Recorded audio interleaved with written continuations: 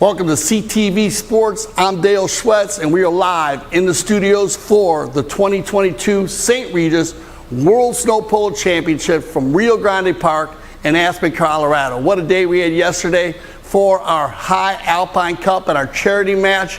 I have my fieldside correspondent, James Fody, standing in the arena. James, good to see you. Tell me about the weather today in Aspen. The weather's beautiful here today, man. It's 31 degrees. It's a little warmer than yesterday, so the players and horses will all like that. Last night it snowed a little bit. We got about an inch, but it's melting now. The skies are clear. It's a beautiful day for polo. Everybody's really excited.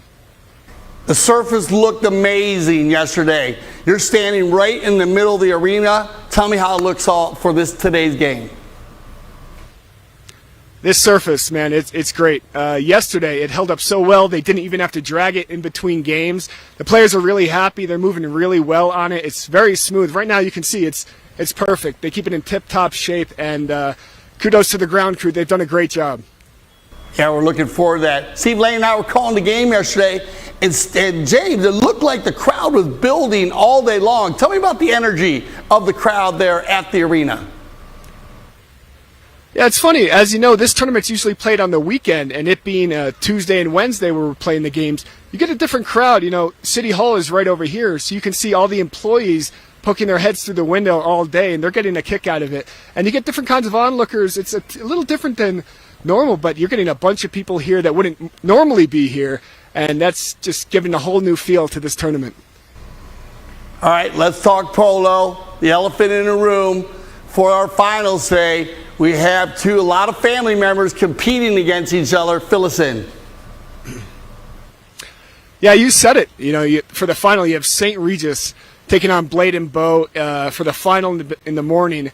And it's funny because you have St. Regis, you have Melissa Ganzi and Nacho Figueres playing against their sons, Grant Ganzi and Hilario Figueres. So this is going to be competitive. This is a personal game. They're playing for bragging rights. It should be a lot of fun.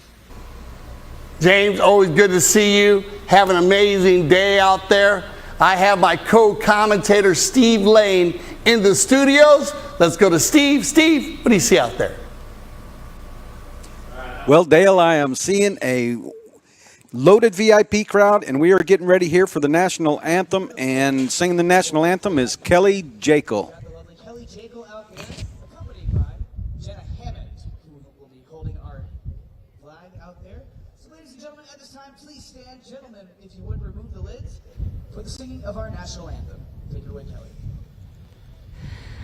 Oh, say, can you see by the dawn's early light what so proudly we hailed at the twilight's last gleaming, whose broad stripes and bright stars through the perilous fight o'er the ramparts we watched were so gallantly streaming, and the rockets red glare, the bombs bursting in air, gave proof through the night that our flag was still there. Oh, so does that star-spangled banner yet wave o'er the land of the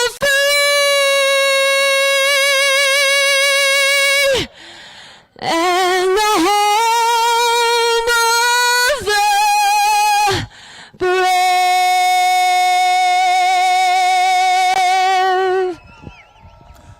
All right, ladies and gentlemen, that's our national anthem sung by Kelly Jekyll, and carrying the flag is Jenna Hammond, and she's riding a horse called Monarca, and there's a great view of Rio Grande Park and the town of Aspen, and it looks like the surface is amazing, as Juan Blaney mentioned after playing the first of the 3 finals yesterday. So an action-packed afternoon out here in Aspen, Colorado. And Dale, everything looks amazing. We've had some, we cheated a little bit. We saw some celebrities out there before the show began. So we've had a bird's eye view of what's going on out there. Yeah, you said, Steve, big energy there in the arena, and it's great having James Fody, our field side correspondent, there right in the action. So he'll be bringing us information all day long.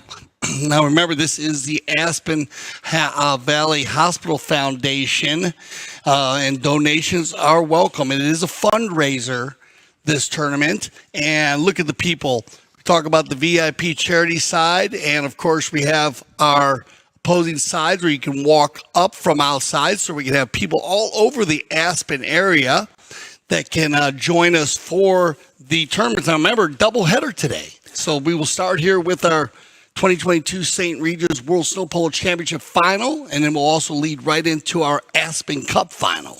So we're seeing the top 4 out of 6 teams, and we can review while we've got a few moments here. 6 teams in this tournament, divided into 2 brackets, Bracket 1 and Bracket 2, and Bracket 1 consisted of Richard Mill, Blade and Bow, and CK Shack. And in those preliminary games, which were played this past Monday in the indoor arena at the Aspen Valley Polo Club, Richard Mill overtook CK Shack by a score of 9-7. And then Blade and Bow overtook CK Shack by a score of 7-6. Squeaking by there was Blade and Bow. And then Blade and Bow beat Richard Mill 5-4 in overtime. So that's how Blade and Bow is here in the finals. Yeah, Blade and Bow here, they you said it, Steve, just said get in there a little bit. They snuck by. And that's what I like about this team. So keep an eye on them today. They keep grinding all day long, showing you how in their preliminary matches they squeak by 1 goal, but that's just enough to get them to the final. And we said on Monday, hey, you got a 1-shot chance of getting to the final. And you know what? They put some WD-40 and they slipped right on through.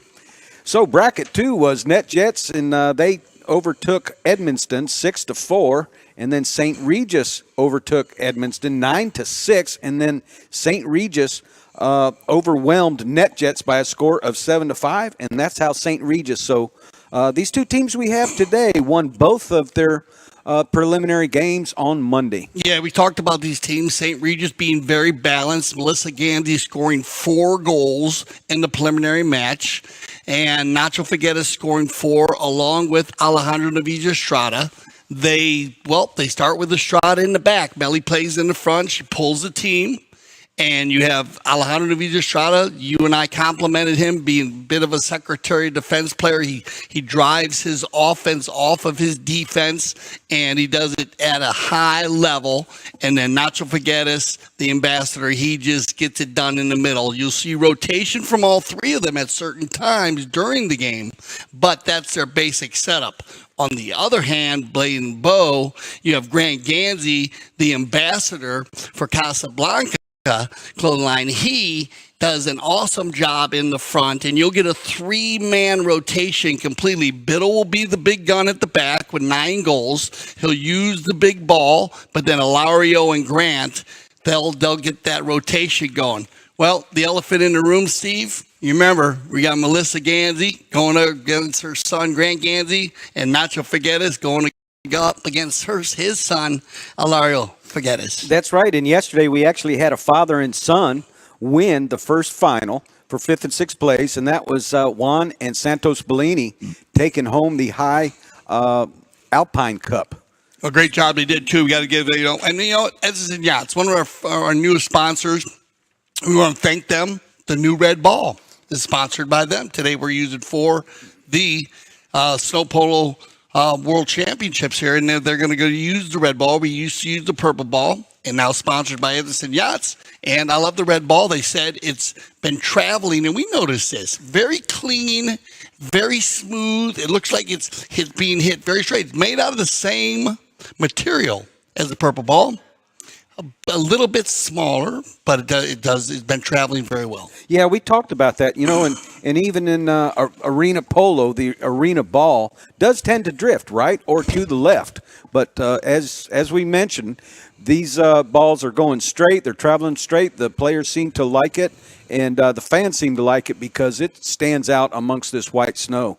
So now with the surface the way it is, and we've heard that the surface is fantastic, we're looking forward to 2 great games today. Yeah, very fast surface, and that's what you want to see in snow polo for safety of the 4-legged athletes. Our field side correspondent James Fody gave a big shout out to the field crew. Has done an amazing job there, and if you can see right now, they did not need to actually drag the arena between games yesterday, and so I don't think we're going to have to see that today, but if we need be, we will take a little break just to give you a heads up here if you're tuning in for our full day of coverage here on CTV Sports. That our second game, the Aspen Cup, there might be a little break in the middle where we have a lot of different things that will go on. Steve and I will be covering some of our history and what's happening here in the Aspen area. But right now, look at a good shot there, Steve, of Nacho Figueres, giving some love there. Looks like he's got some fans in the background. That's it. We talked about how the VIP area on the far side for that it's a great level to spectate the game. It is, and actually even during between the break yesterday, we didn't see that crowd go back into the tents. They stayed right out there on the rail. It gives you a good down look. So, in a lot of arenas, if you're standing on the side, if you put your elbows on the wall and lean over, you've got to back off if the play comes down the wall very close. And if you're in the grandstand or the bleachers, you can't see plays that happen right along the wall. So, perfect venue here, a great setup. The town of Aspen has done a great job putting this event together, hosted by Melissa and Mark Gansey, and as you mentioned, a benefit for a great cause. Yeah, you got it. So on the benefit side and the VIP benefit side there, it's a great photo op spot too. You'll see during the game, which is cool. And you said it, the crowd in Aspen, Colorado, Steve, they are tuned in all day long on every ball hit. A lot of energy. There's a lot of energy at the arena, as they always have music being played between chuckers. So if you have an opportunity to travel to Aspen, Colorado, it is also the beginning of their holiday season, and it's a great time to be there as the slopes are open, a lot of skiing, and there's so many different mountains that come together in that area. It's just a super place. Here it goes. Looks like, Steve, we're going to line all of our players up for our player introduction. I'll pass it over to you. Playing number 1 for St. Regis in white is Melissa Gansey, and she played in the finals last year only to be runner-up to Richard Mill. Playing number 2, Nacho Figueres, and Melissa and Nacho were both on the St. Regis team last year. The only difference right here is Nick Roldan is not playing this year, but Alejandro Novicio Estrada, he's played in this tournament before at 7 goals, and he is the Secretary of Defense for St. Regis. Now, for Blade and Bow, and they have not been in this finals for a while, but however, they're looking to change that today. And, as we mentioned, Grant Gansey playing against his mother, playing the number 1 position, and Grant's no stranger to arena polo or snow polo. And playing number 2, Hilario Figueres at 6'4". He's got a reach on him. He can reach way out amongst the wall and grab that ball off the wall. And, of course, a former 10-goal player, now rated at 9, Tommy Biddle. He knows how to use the wall, has great near side and offside back shots. So it's going to be a great game, a great matchup here this afternoon. I know one thing for sure, Dale. There's going to be a Gansey name on the tournament and a Figueres name on the trophy at the end of this tournament. You got your crystal ball out already, Steve Lane. I like that. Well, I know Melissa Gansey. We had an opportunity to speak with her, and she is tuned up for this after getting edged out last year by Richard Mill, who was on a roll. They won the 2 years previous, so they just did an amazing job with the ambassador, Pablo McDonough, and a big shout for Sarah Siegel Magnus and Jesse. You'll see them. They're actually playing in our Aspen Cup. Okay, first ball is going to get bowled in here. Remember, this field is 100 yards by 50, and we have our unmounted umpire, Gaston Dorniak, who's right there. You can see him right there. He's going to pick this ball up, and he will be calling the fouls there. Steve and I will be working as the second man, you could say, as we'll be able to use the technology, the cameras. If there's an issue with a call, they will get in touch with us. And one of the biggest things also, Steve, is remember, when the ball goes out of bounds, the fans are allowed to bowl the ball, throw the ball back in the arena.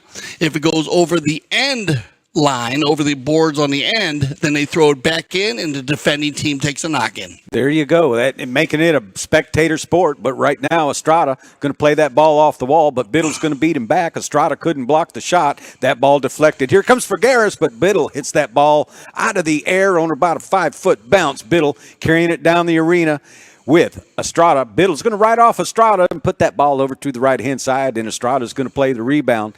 Now, Melissa Gansey turns that pony around. She's got a shot downfield. Here comes Grant Gansey and Hilario Nacho Figueres riding each other off. No, that's Estrada, and Melissa is going to score. Now, remember, they started with a 3-goal handicap, so Melissa putting the first goal on the board, a 4-0 lead quickly here in the first period of play. Yeah, you got it. So here you go. We talk about how straight Melissa hits the ball. This looks like a layup shot for Melissa, and she puts it in from almost center field, just outside there, Steve.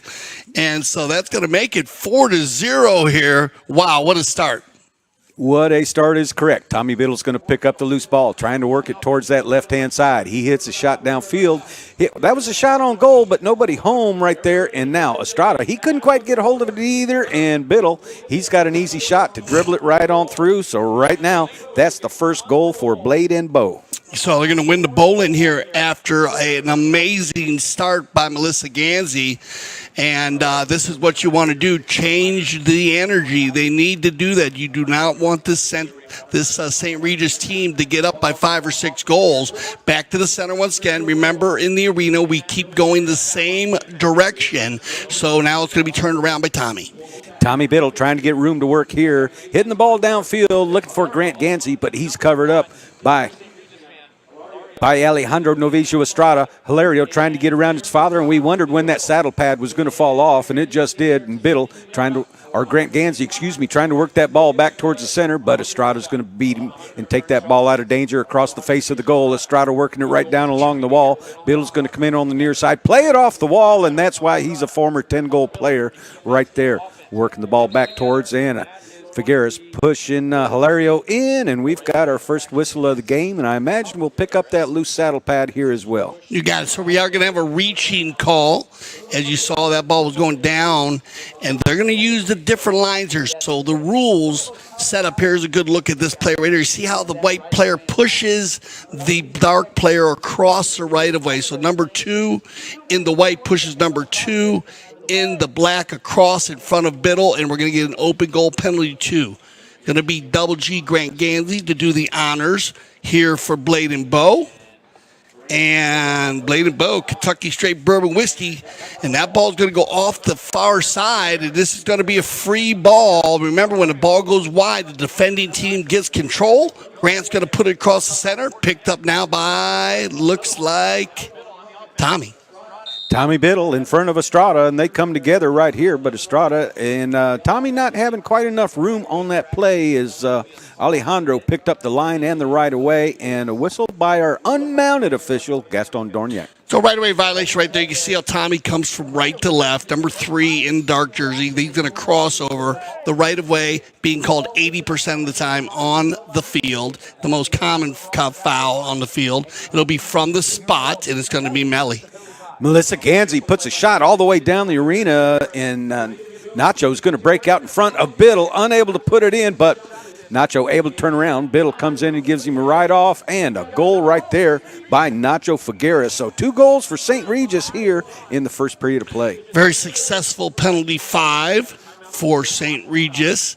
You need to have positive possessions. Remember the 3 lines we're using. We're using from the spot, from the center, which would be a penalty 5B, and then we have our penalty 2, open goal. On the bowling, the Figueres is going at it, and it's going to be Hilario. And Nacho gets a little back shot over against the wall, and here comes Grant Gansey, and that's one time you do have a near side right away on the wall. I thought, no, actually Grant was meeting that ball after Nacho's back shot. So a great call right there by our umpire, Gaston Dorniak. Yeah, you see right there, Nacho on the right side. For any of our new viewers, the right side of the pony is going to be the offside. The left side is going to be the near side. They're going to go ahead and give Grant the right-of-way here. And so Nacho's going to be caught blocking him a bit on this play. So they'll take it down right around center field. So they're going to move that ball forward. And this is one of the plays, Steve, that you need to watch out for in snow polo. Anytime there's a team on the attack, they're going to move that ball down for that open goal penalty too, and that'll change the game. Penalty two, a costly penalty, and usually a gimme goal, but it's a little bit difficult in this snow, as we can see from Grant Gansey missing another one. So, anyhow, Alejandro Novicio Estrada puts the ball back down the arena. Here comes Melissa Gansey. Melissa Gansey trying to get it up to Nacho Figueres, but Tommy Biddle's going to come in and pick up the loose ball. He doesn't waste any time with a one-time back shot right there up to Hilario. Hilario unable to get to it. Grant Gansey hooked out of there by Nacho, and here comes Hilario. One more time trying to get around Dad, and a nice little neck shot right into the goal. So Hilario Figueres, very accurate right here on that play. Yeah, snap on the shot right there. Watch his play by Lario. He pushes it forward and watch him snap it. And that's how you need to hit this red ball. Just snap it easy, and it was a perfect shot right down the center. As we're going to go back to the bowlings, it looks like the Forgettises here are going at it on every bowling. Yeah, Nacho's playing up front. He's lining up at the number one position on the bowl ends. And Tommy Biddle and Nacho coming together. He outrides Biddle. A back shot there by Hilario.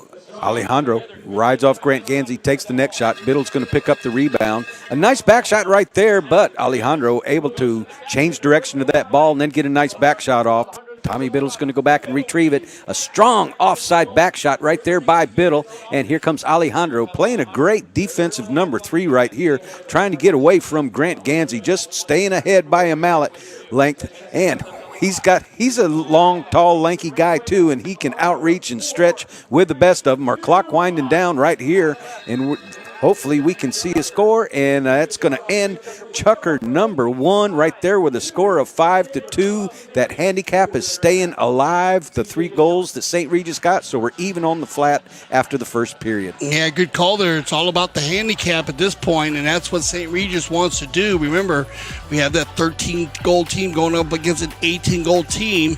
Remember, keep an eye on the backdrops today. This is the 2022 St. Regis World Snow Polo Championship Finals, coming to you live from Rio Grande Park in beautiful Aspen, Colorado.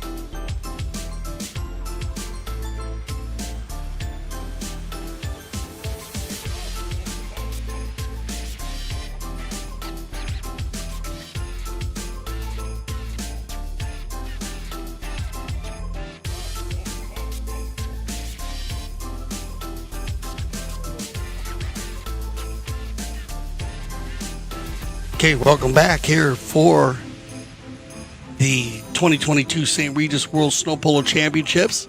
Getting ready for our second Chucker play. I'm Dale Schwetz with Steve Lane. Steve, we have a double header today here. The crowd is lit up, a lot of energy. And it looks like we're getting all of our players back on their new four-legged athletes for our second chucker play. What do you think about the first chucker, Steve? Oh, I thought it was great, and it shows how even these two teams are because, it was tied at, 2 apiece actually on the field. So here we go. The ball out of bounds once again, so we'll have a bowl in from the sideline. And, of course, the white team hit it out. Blue team will get possession. And here comes Biddle. Biddle trying to get around Melissa Gansey. Biddle with a strong shot off the wall. Figueres going to turn around and play the rebound. Here comes Nacho, ridden off there by Double G, Grant Gansey, and Figueres. Hooked out of there by Biddle, and Grant Gansey is going to beat him back to it. Grant Gansey with a centering shot. Nice back shot there by Gansey. Biddle, you don't want to leave him alone. Biddle puts it right on through, showing us some of that former 10-goal form. What a nice goal. Yeah, so solid, Tommy Biddle right here. Look at this. He knew that if he tried to dribble that ball, that Nacho, Figueres, number 2 right there, the white helmet on, he had position. So he just goes for another quick snap shot. And like at this point, I am enjoying the way that Bladen Bowe is shooting the ball, Steve, not wasting any time, putting it right between the posts. 5-3 score right here. Umpire Dorniak gives the players back the ball, and he's going to leave it for Biddle. That's Ilario trying to get by Nacho right here, but Nacho's going to pick it up, and Nacho trying to dig the ball out underneath with a strong shot down the arena, and nobody home there on St. Regis, so Ilario's going to go back, get that ball off the wall. Nacho's going to come in, Alejandro and Ilario trying to get by Alejandro Novicio Estrada. And he plays a great defense. Even in the outdoor, Dale, he plays as number 4, and today he's number 3, and we'll explain the numbers of these on the backs of these players' jerseys as time goes on. Yeah, you know, a good point. You know, his length, too. He is so, and he went from 5 to 6 goals, Steve. So he is playing at the top of his game. Here comes Alejandro one more time in that snow, showing some divots in here today a little bit. But Tommy Biddle, and we've got a reach and call right there. I do believe we've got a whistle, so we'll see what the umpires call. Tommy Biddle come in there and rode off Nacho, and then Nacho reached on the other side of Tommy Biddle's pony to play the ball. The danger there is the horse being tripped up by the mallet. So yeah, they come together right here. He was actually over his horse's neck. Yeah, he definitely reached over on top of there. That's a no-no. And even if he reached underneath, so remember, you are allowed to hook and reach on the polo field. You cannot reach over or under or behind a player's pony. You must be on the same side of the ball. Tommy Biddle will take the 5A from the spot in a big ball, and it looks like it's going to be Double G. Grant Gansey taking that ball over towards the goal, but unable to convert it, and Alejandro gets it back out of there, up and over the wall, so a spectator hopefully will get that ball quickly, throw it back in, and this is where the spectators are involved in the game, and that ball, I think, went over the tents. So we'll go to the other side where umpire Dorniak has another ball, and he'll put it down for the players. Yeah, anytime you said it, Steve, that it does take more than 5 seconds, they'll either give it back to the crowd like they're going to do now, or they'll have Gaston Dorniak do it. But in this case, and I enjoy this because, as you said, you always think the polo is not a spectator sport. Well, yes, it is a snow polo because we get everybody involved. And as you can see right here, look, now they have a couple balls up there. So let's make sure they keep one of them. And they'll line them up, and away we go. Okay, just like a throw-in in basketball, here we go, up over the players, and Nacho Figueres, the first one to get out front and put that ball down the arena. This is a huge scoring opportunity right here for St. Regis, and successful as well. Nacho doing a great job on that play. Yeah, great goal here. You win the bowling, you get the offensive attack. That's what it's all about in the game of polo. Face-off in hockey, bowling and polo. Nacho, one of the top players right there, and they take advantage of it. Back to the center once again, though, and now Melissa gets a piece of it. Now Melly. Gansey taking that ball to the left-hand side. Biddle looks over his shoulder to see how much time he's got. He's going to go back and rake that ball off the wall and trying to get some room to work with. Possibly going to take it over to the center, which he does to get away from Melissa Gansey. Biddle, and look at Hilario Figueres up front riding out Alejandro Novicio Estrada, giving Tommy Biddle room to work, and here comes Nacho. Nacho almost couldn't get to it, but reaches way back and gets that near side shot off. Biddle picks it up across the arena. And now Nacho Nacho taking it the opposite direction. A long shot down the arena. Melissa right there playing a great number 1, and here she goes towards goal. A shot. That ball's a little short. Can she get to it? Ilario and Nacho come together, and Biddle trying to get it out, and Nacho tying up Biddle's mallet. A little sword fight going on here, but Biddle's going to be the victorious on the sword fight. Biddle putting it over on the wall on the near side. Now checks down. Hilario taken out. Nacho giving Tommy Biddle enough room on that play, but we've got a whistle. That ball didn't quite pass his stirrup, Dale, so that's why we've got the whistle on the play. Yeah, 1:37 on the clock. And you can see the Jumbotron right over there to the right side as they will see the replays there. And also our unmounted official, Gaston Dorniak, who's one of our top officials for the World Polo. You see how number 2 in the white comes from left to right there also. He's moving, Steve. 9 times out of 10, if he's not moving and the ball gets hit, as Steve said, past the defending player's boot, then they'll give him the opportunity to make that back shot. Anytime a player needs to reach back behind his boot, they call that reaching when a player is within a 2-horse length, and it's going to be a penalty 5B from the center, and Tommy's going to lay it down on it. Melissa Ganzi's going to pick the ball up out of the corner. She's got 2 players down the arena, and a nice shot there by Melissa, getting through some horses' legs. Tommy Biddle's going to pick it up, turn around, go the opposite way. Alejandro staying back, and that ball's on his near side, but he had enough room to take the ball on the offside. Nacho coming back as well. Nacho unable to control that ball. Biddle's going to check down, turn it around, and stay up along the wall. And I believe he's got some interference being run downfield by Ilario. Ilario taking out Alejandro, and Ilario with a nice shot right there towards goal. Total teamwork play. You got it. That's great teamwork, Ilario Fayettes. He is very consistent today, shooting from the same spot on the field. Remember the 15-yard line. That's where they're taking the penalty shots from. He scored 2 goals from about the 20-yard line, and that is a great place to be because I call that the comfort zone on the snow. Umpire Dorniak gives the ball back to the players. Alejandro and Grant Ganzi come together. Alejandro trying to get something going here on that play, but Biddle puts it over against the wall for Grant Ganzi. Nacho Figueres rakes that ball like a tennis serve out of the air, puts it over where he can get to it. A nice strong back shot down the arena for Melissa Ganzi. Melissa Ganzi sending up Alejandro. Alejandro with a shot on goal, and that ball out of the arena, so we'll have a knock-in at this point, if one of the fans can retrieve the ball, or they'll get a ball from our umpire, and this will be a possession play. Good rotation here by the St. Regis team. A little different look than we've seen earlier. Nacho now has rotated back to the number 3 position. They find Melissa in the middle of the field, and then Alejandro goes running by. So that is great for the St. Regis fans to see the dynamics of the white team changing it up quickly early in this final, and they're going to need to do that because Blade and Bow, Kentucky Straight Bourbon Whiskey is going to come at you, Steve. I'm telling you, these boys got a 3-man rotation that becomes a tornado. We've watched it happen in their preliminary matches. They came back in both games to win both games by a goal. This team is strong. Biddle puts the ball back in play with a long shot down the arena, and you know what? That's going to score from where he was, and I've seen Biddle do that before, but you Tommy Biddle. Look at that smile on his face. I've seen him do it in this arena from half field, but that ball was only 5-10 yards off the end line. That was a knock-in. Now we are not using the 2-point conversion just to bring everyone up to speed here. It's going to end our second chucker play, and what a way to end our second chucker play and go into halftime with Tommy Biddle scoring from the length of the field, and that just gives a lot of love to this new Edison ball that they're using also. Very straight, Steve. Hard shot. Well, man, that's got to make you feel good. With 16 seconds left on the clock. So, he knew he had to shoot. They didn't have much time left. And a successful shot, a score of 6-5 here at the end of chucker number 2.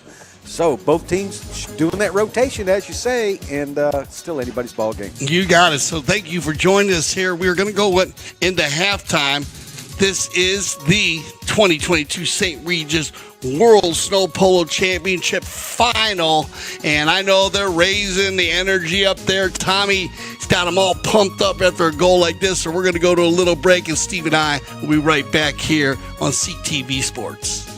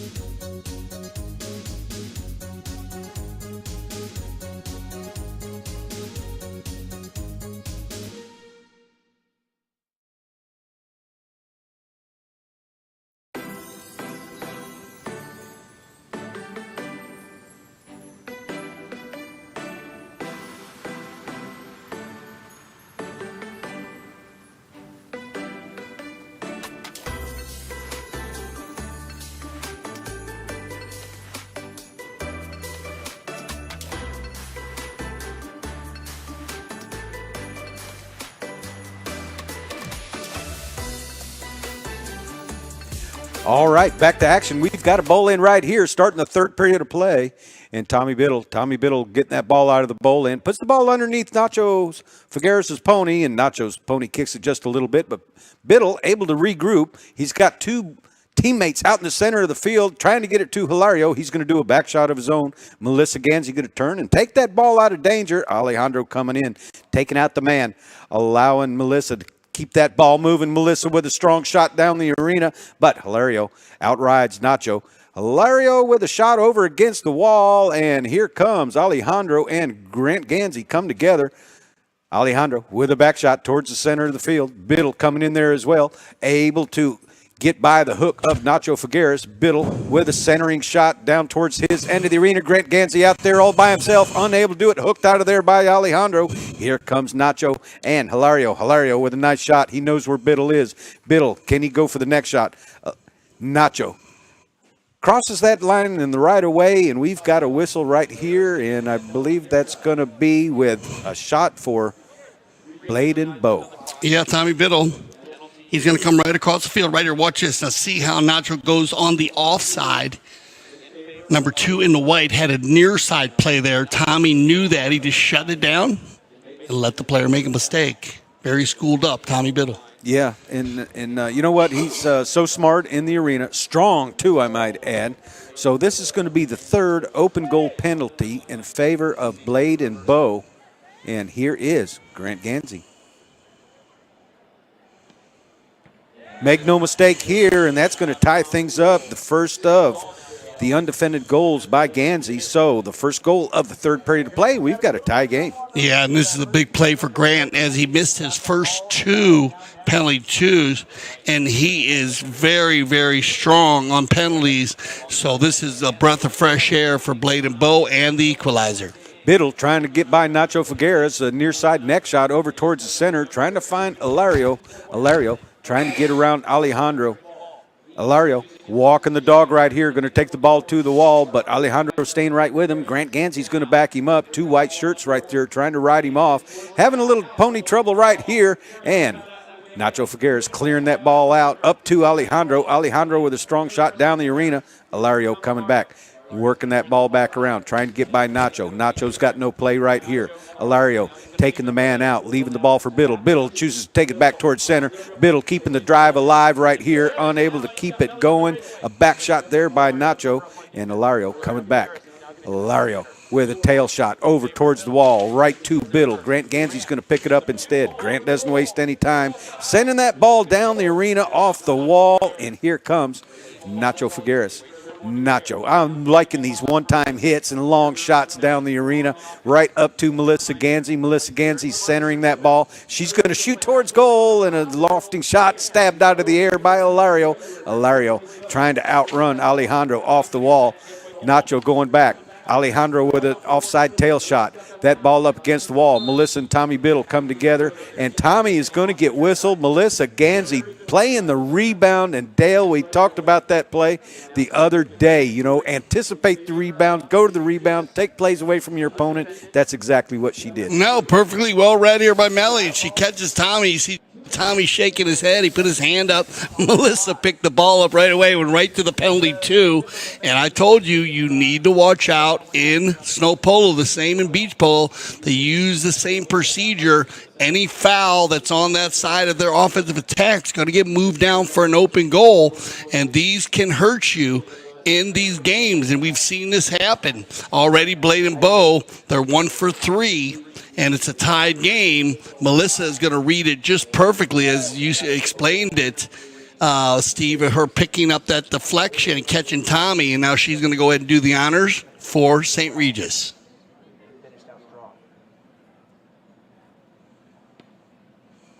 Oh, Melissa Gansey right down the pipe right there. And, you know, we've talked about her during the winter season, how she hits straight shots and not changing anything right here, puts it right between that 10-foot opening. The old bow and arrow.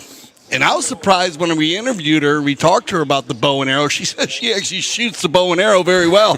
So it makes sense. And it's that same, just very straight, throw your arm through the goal. School of Memo Grisita.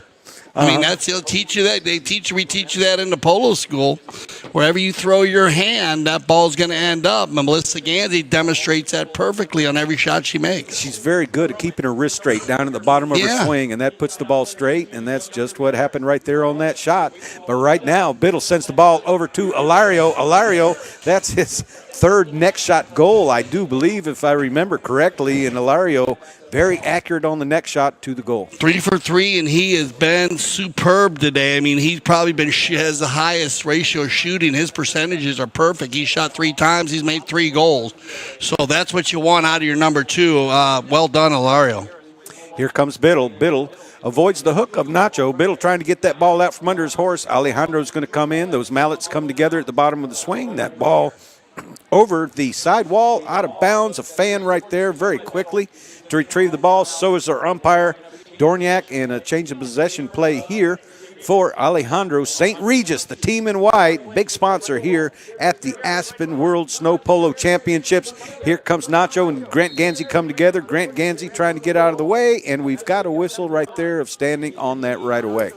Yeah, 1:15 on the clock as they'll stop the action right here. Biddle's going to go in control for you. Get a good replay right here. Whoa, man, it's going to get fun. They're going in for the hack right here. They come together as Gansey came in to stop them right there and gave them a pretty good hook. And now they go back to the center. And they're going to drop this whole penalty 1. Yeah, and I like this penalty 1. So we're going to go ahead and give a goal to St. Regis. And I like this call because he's being ridden off. Grant comes from behind on the hook. He got to come from the side.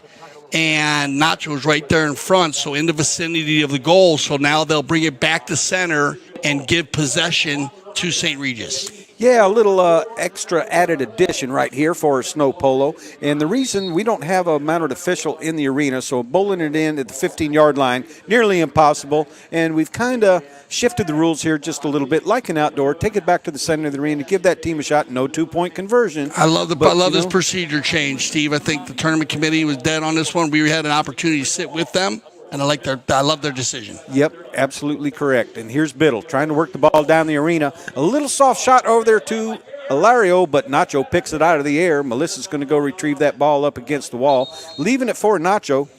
Nacho, he's got some work to do to get around Ilario. And we've got a tech timeout here. We've had a couple of players come together. So Alejandro Novicio Estrada needing a little time to shake off that Charlie horse he got in his leg. So we'll take that time out. And remember, we were talking, Steve. Didn't mean to interrupt you there, but I was just looking over. We're talking about it while they have the paramedics come to check out Alejandro. They are like 3 to 5 deep on the railing watching this game. If you watch them, check them out. The fans are just so into it. They're 3 to 5 people deep on the VIP charity side, and of course up on the walk-up side. And the participation of the crowd has just been perfect for this first final. Didn't we hear something about this is the biggest ticket sales ever? You said it, Steve. Actually, this is the largest attendance to date for the 2022 Snow Polo World Championship based on our ticket sales. It doubled from last year. So thank you to everybody who gets involved. Remember, this being for their charity, of course, a fundraiser for the Aspen Valley Hospital Foundation. Donations are welcome. You can go to aspenvalleyhospitalfoundation.org. Please help the cause, and they've done a fabulous job. But yeah, it's all from the people. It's all from everybody out there and everybody tuning in to Chucker TV. And while we're on this, Steve, they're going to have the penalty shot here on this play, and it's going to be Melissa. Gansey sends it right down the arena, but Biddle's going to intercept it. Giving a little shuttle pass back to Ilario. Ilario riding off his father, Nacho, picking up the ball on the near side. They're going to come together once again. Ilario's going to win the ride-off, and it looked like it was a goal, but apparently not. They keep on playing. Alejandro taking that ball out, and there's Blade and Bo is saying, hey, that was a goal. But we'll see what happens. We may have to have a review, which we are able to do here in Florida for the calls up in Aspen, Colorado. So we'll see what they decide. We'll see if they come to us. However, 20 seconds left on the clock. Are you going to get a penalty one out of this? Yeah. So Okay. now the ball was not a goal. It hit the Right. corner, but Alejandro Estrada came out and saved that ball on the near side in front of Grant Gansey, so we get a penalty one. So this will be another goal for Blade and Bow. So that'll tie it up, making it 8-8 as we had the center shot. Now 2 penalty ones in this chucker. And I think a great call by our official right there, too, because that was going to be a sure goal there. Alejandro caught on the near side with Tommy Biddle right there by the goal and Grant Gansey having the right of way to go to the goal. So great call right there and consistent on the penalty ones. I Very have to consistent. say. You called it, Steve, and I love this new procedure, already working out very well. Yes.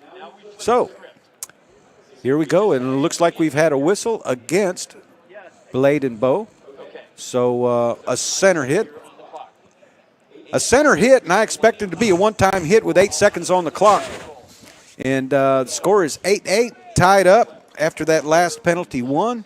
And Alejandro, let's see if he can put it in that opening, a lofting shot. And that ball did a little bit of a screwball. It went left, it went right, and it came back towards the goal as the drone showed it. And there's Alejandro playing the rebound, and that's going to end chucker number 3. Dale, what an exciting chucker. What a game we've got going on. He almost scored on that. That's the first time we've seen the red ball deviate from right to left, but it actually did perfectly for Alejandro. Well read. So that's worked out very well. So, oh, man, well, stage is set. Perfect timing here. 8-8. And a couple snowman for all you golfers, and a perfect time to have a snowman out there. Look at this beautiful shot of Aspen, Colorado. Of course, the Rio Grande Park right there on the backside of Aspen Valley below the Jerome. St. Regis up to your left, just on the base of the mountain, almost even where the arena is, but up on the base you can see the St. Regis, and then a beautiful shot of Ajax Mountains where there are people just enveloped in the snow, enjoying the Aspen area for this holiday season. And the St. Regis World Snow Polo Championships, our 4th and final chucker, is coming up, so stay with us. We'll be right back for our final chucker of our first final of the day, the St. Regis World Snow Polo Championship.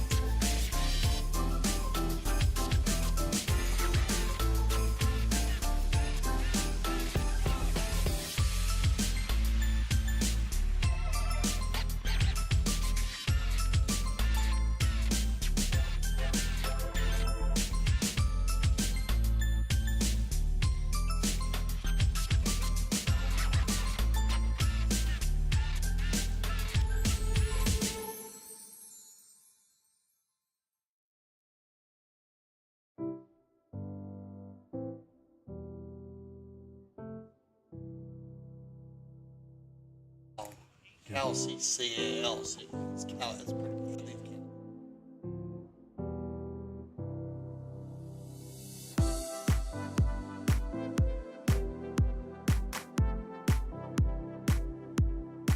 Okay, here we go. Dale Schwed, Steve Lane. CTV Sports bringing you the finals. And this is our first final of the day, and we are tied up 8-8. Our final chucker, who will take home the cup, the 2022 St. Regis World Snow Polo Championship. Final chucker underway. Estrada gets a back shot off, but Hilario Figueres picks it out of the air. Estrada's going back to play defense. Nice back shot there by Estrada, picked up by Nacho Figueres. Nacho sending a long shot down the arena, trying to get to it before Grant Gansey can. He sends that ball over to the left-hand side in the corner, trying to dig it out. Grant Gansey coming in there to keep him honest. Here is Figueres. Estrada coming back to give him a little help and support. Figueres tries that deep neck shot. Melissa Gansey's going to come over and pick it up and take it towards the goal. Can she put it in? And, yeah, neck shot right there, but I believe it was off a Pony's leg, so she's still got it going back for a back shot. Nacho Figueres picks it up a little bit. Now a back shot towards goal. It's deflected off of a Pony. Here comes Hilario and Alejandro. Hilario with a long reach, picks that ball off the wall. Now Alejandro going back to turn that ball around, and we've got a whistle on the play, so we'll see what the call was here. I see that we have a blade and bow player out of our view. So we'll probably see a replay on this, Dale, and we'll see which way the call will go. You got it. So they're going to come together here. And they condensed. Everybody condensed right there. Big call right here. They come together and they bounce it off the wall. And maybe when they came together right there, there's something that they didn't like to see when they all came together on the wall. And it's going to be a free hit from the spot in favor of St. Regis, but it's going to be taken out by Tommy. Biddle taking that ball along the wall. Now on the near side, that ball's up against the wall. Nacho Figueres on that gray pony coming back to ride him off. For St. Regis, Grant Gansey coming in there a little hot, and a whistle right there. And it looks like we're going to have an open goal. Grant Gansey jumping on that line, catching Nacho Figueres wide and coming in from left to right. That is a great read here by young Grant Gansey, Double G. He read that perfectly, and it shows you how quickly you can get one of those four-legged athletes going. Looking, whoa, he was coming through there hot.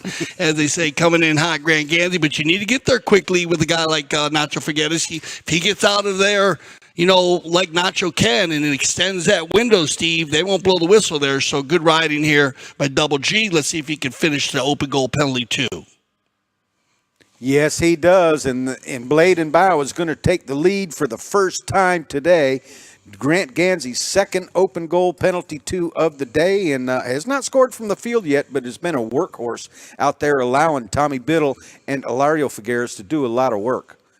So they come back to center, and umpire Dorniak blows the whistle, wants a clean lineup. This is an important bowl in for both teams. Nacho Figueres, the first to put a mallet down, put it on the ball. Ilario goes back with a strong near side neck shot, back shot.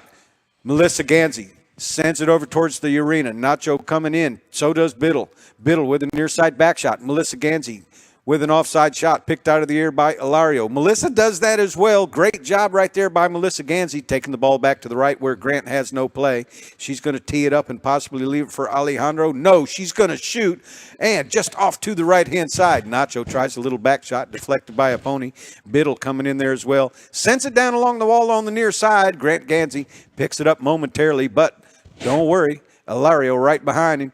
Sends it down and over the wall, so we're going to have a fan-spectator action bowl in right here. Well, it goes back inside, and you can see the ball pop out there. They might have time to get this one. Yes, they do. And look at this. Away we go. 2 pops out of the air, one by Grant Gansey, another by Estrada. Biddle gets it off the bounce as well. Met there by Alejandro, and a whistle right there on the play. So 2:37 on the clock. We'll see what umpire Dorniak decides. Yeah, it looked like 2 players riding together here for me, but we'll see if they call it 4. Here, Tommy turns it inside. Melly's going to jump on it. Maybe Tommy's too far to the side because this is going to go in favor of the white. So maybe I think Tommy had to come from right to left to bump Melissa, which makes it 1 meeting 2. But in that case, he's already fouling the oncoming player who's going to meet that ball, Alejandro. So a little difficult to see on our first angle, Steve, but I like the call now after we saw our drone footage. I think you're absolutely right. He was just a little bit too late to make that bump. Those 2 white players, it's not a foul to meet each other, but when Biddle come in and put the bump on the other player, he was a little bit late. That other player was already established meeting him. Yeah, interesting call, and it just shows you how the technology can help us out here. That is not an easy call, because if Tommy was actually riding Melissa off, it would have been a foul the other direction against Alejandro, but because he had to deviate and go from right to left to bump Melissa, they get the open goal penalty 2. Melly, she's 1 for 1 on the day. Opportunity here to get the equalizer, a pressure shot for the Lady of Polo, and she's been in this position before. So Melly's going to go ahead and do the honors for St. Regis. Looks very, very focused here. Here's Melly.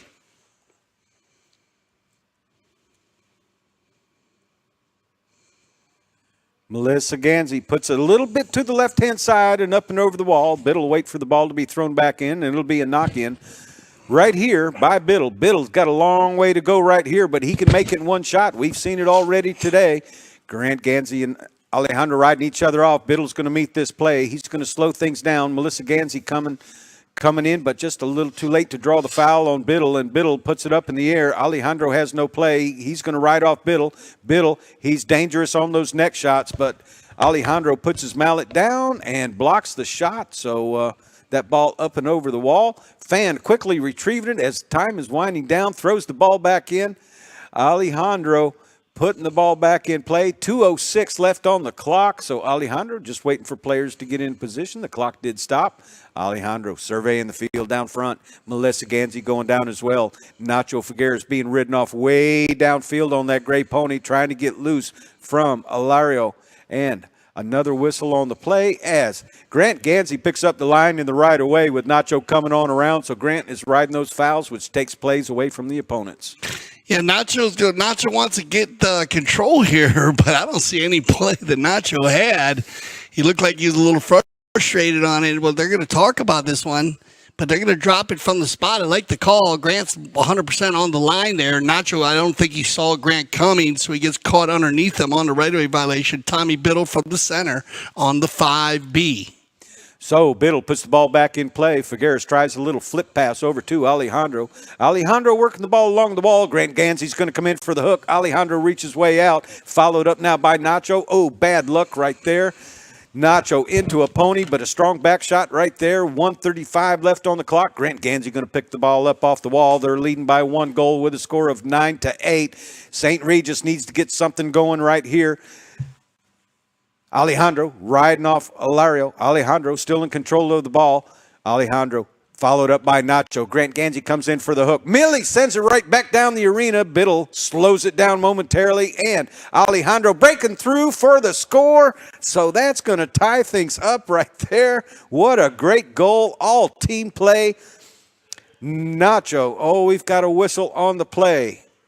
So we'll see if that's a goal or not. We'll know here suddenly, but it looked like Biddle might have been on that. Yeah, we have a foul on the play against the number 3 white player on that play. So it looks like it will be no goal in favor of St. Regis. So we'll have a spot hit down there in favor of Blade and Bow. So Blade and Bow with 59 seconds, 59 seconds left on the clock here. And, boy, what a crucial play right there for St. Regis. Blade and Bow, a lucky break. Tommy Biddle turning around just in time. And 1:06 on the clock, so it'll be a penalty 5A from the point of the infraction where the foul took place here in favor of Blade and Bow. 1:06 on the clock, as I mentioned, so a little bit of a stall technique could work right here for Blade and Bow. And there's 5 of these players in the arena have their names on the trophy already. Tommy Biddle, who we're looking at right now, is the only one who has not won the World Snow Polo Championship, but he's hoping to change that around today. In fact, we'd like to give a little shout out to Tom and Linda Biddle up in Aiken, South Carolina, watching the broadcast today. Nacho Figueres trying to get the ball out of the corner. His horse dancing around on top of the ball and told to leave it. Clock stopped on this play right here. Alejandro going to put the ball back in play. Sends it right down the arena to Nacho Figueres if he can stay just ahead. A little bit of a bad luck right there. Grant Gansey going back to pick up that ball. And we've got a whistle on the play as Nacho changed the line of that ball and a Blade and Bow player coming across. So we'll see if we have an undefended penalty 2 right here, and it looks like Alejandro is going to tee that ball up. A chance for St. Regis to tie this game up. Wow, what a game. 48 seconds left on the clock. This game is going down to the wire. Great game by all 6 players. So Alejandro has ice in his veins. Tommy Biddle back there cannot defend, but he can be there 10 yards, and Melissa Gansey approaches the ball. Puts it off to the left-hand side, doesn't quite reach the wall. Biddle will have a knock-in, change of possession play right here. Biddle going to work it. 43 seconds left on the clock. Melissa Gansey going to come in, ride him off. What a nice ride-off by Melissa Gansey, but a great shot there by Tommy Biddle, putting it way down the arena. Nacho Figueres sends it. Oh, with a lucky break right here with a deflection. Nick Figueres can keep it going. 27 seconds left in the game. Figueres with a back shot looking for Estrada, and that ball out of bounds. Quickly throw it back in. And a whistle on the play. Umpire Dorniak throws the ball back in. The whistle is blown. The clock has stopped. 21 seconds left on the clock. Estrada wants to clear some snow so he can get his mallet underneath, lift that ball up over the head of Hilario Figueres and Tommy Biddle, of course, back defending the goal. Melissa's going to go to the center. Let's see what Estrada does. Is he going to one-time it? No, he's going to dribble. Hilario has no play right here. Estrada working the ball, followed up by Nacho. This is the key point of the game right here. Can the St. Regis team score? Estrada, and stolen out of there by Grant Gansey. A nice play by Gansey, and that might be the final nail. Melissa Gansey's got a back shot right here to Alejandro, and Tommy Biddle's going to flick that ball off to the side, and it looks like that horn is going to wind down. 9-8 in favor of Blade and Bow, and they are our new winners this year for the St. Regis World Snow Polo Championship. And, you can see these players all know each other. This is a war amongst friends, but you know what? Everybody wants to win this game right here. The top two teams coming in here to play. So a new champion this year with Blade and Bow. There's Nacho Figueres. He's happy. He's played a great game. Giving love to the fans as they ride by for a slap five, a high five. Melissa Gansey as well. Alejandro Novicio Estrada. Tommy Biddle getting his name on the trophy this year. Grant Gansey's been there before. Hilario Figueres has been there before. So, new winners here, and what a great game by both of these teams. And once again, a fundraiser hosted by Mark and Melissa Gansey and St. Regis for the Aspen Valley Hospital Foundation and Colony Young's Cancer Center.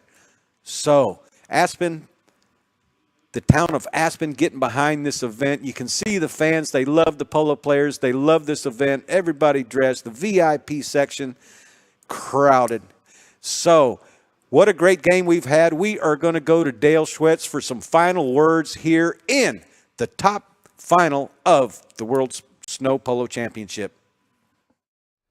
Thank you, Steve. And another squeaker. You got to tell me, man, this is just amazing. Blade and Bow, every game they played this year in the 2022 St. Regis World Snow Polo Championship, they squeaked by a goal. Just shows you how competitive this tournament has become. We had the opportunity to interview a lot of our players. My field side correspondent, James Fody, has been in Aspen all week, and we've been corresponding with him. My executive producer, Mike Ferreira, and one of the things that we found out from all of the players was just how competitive this tournament has become.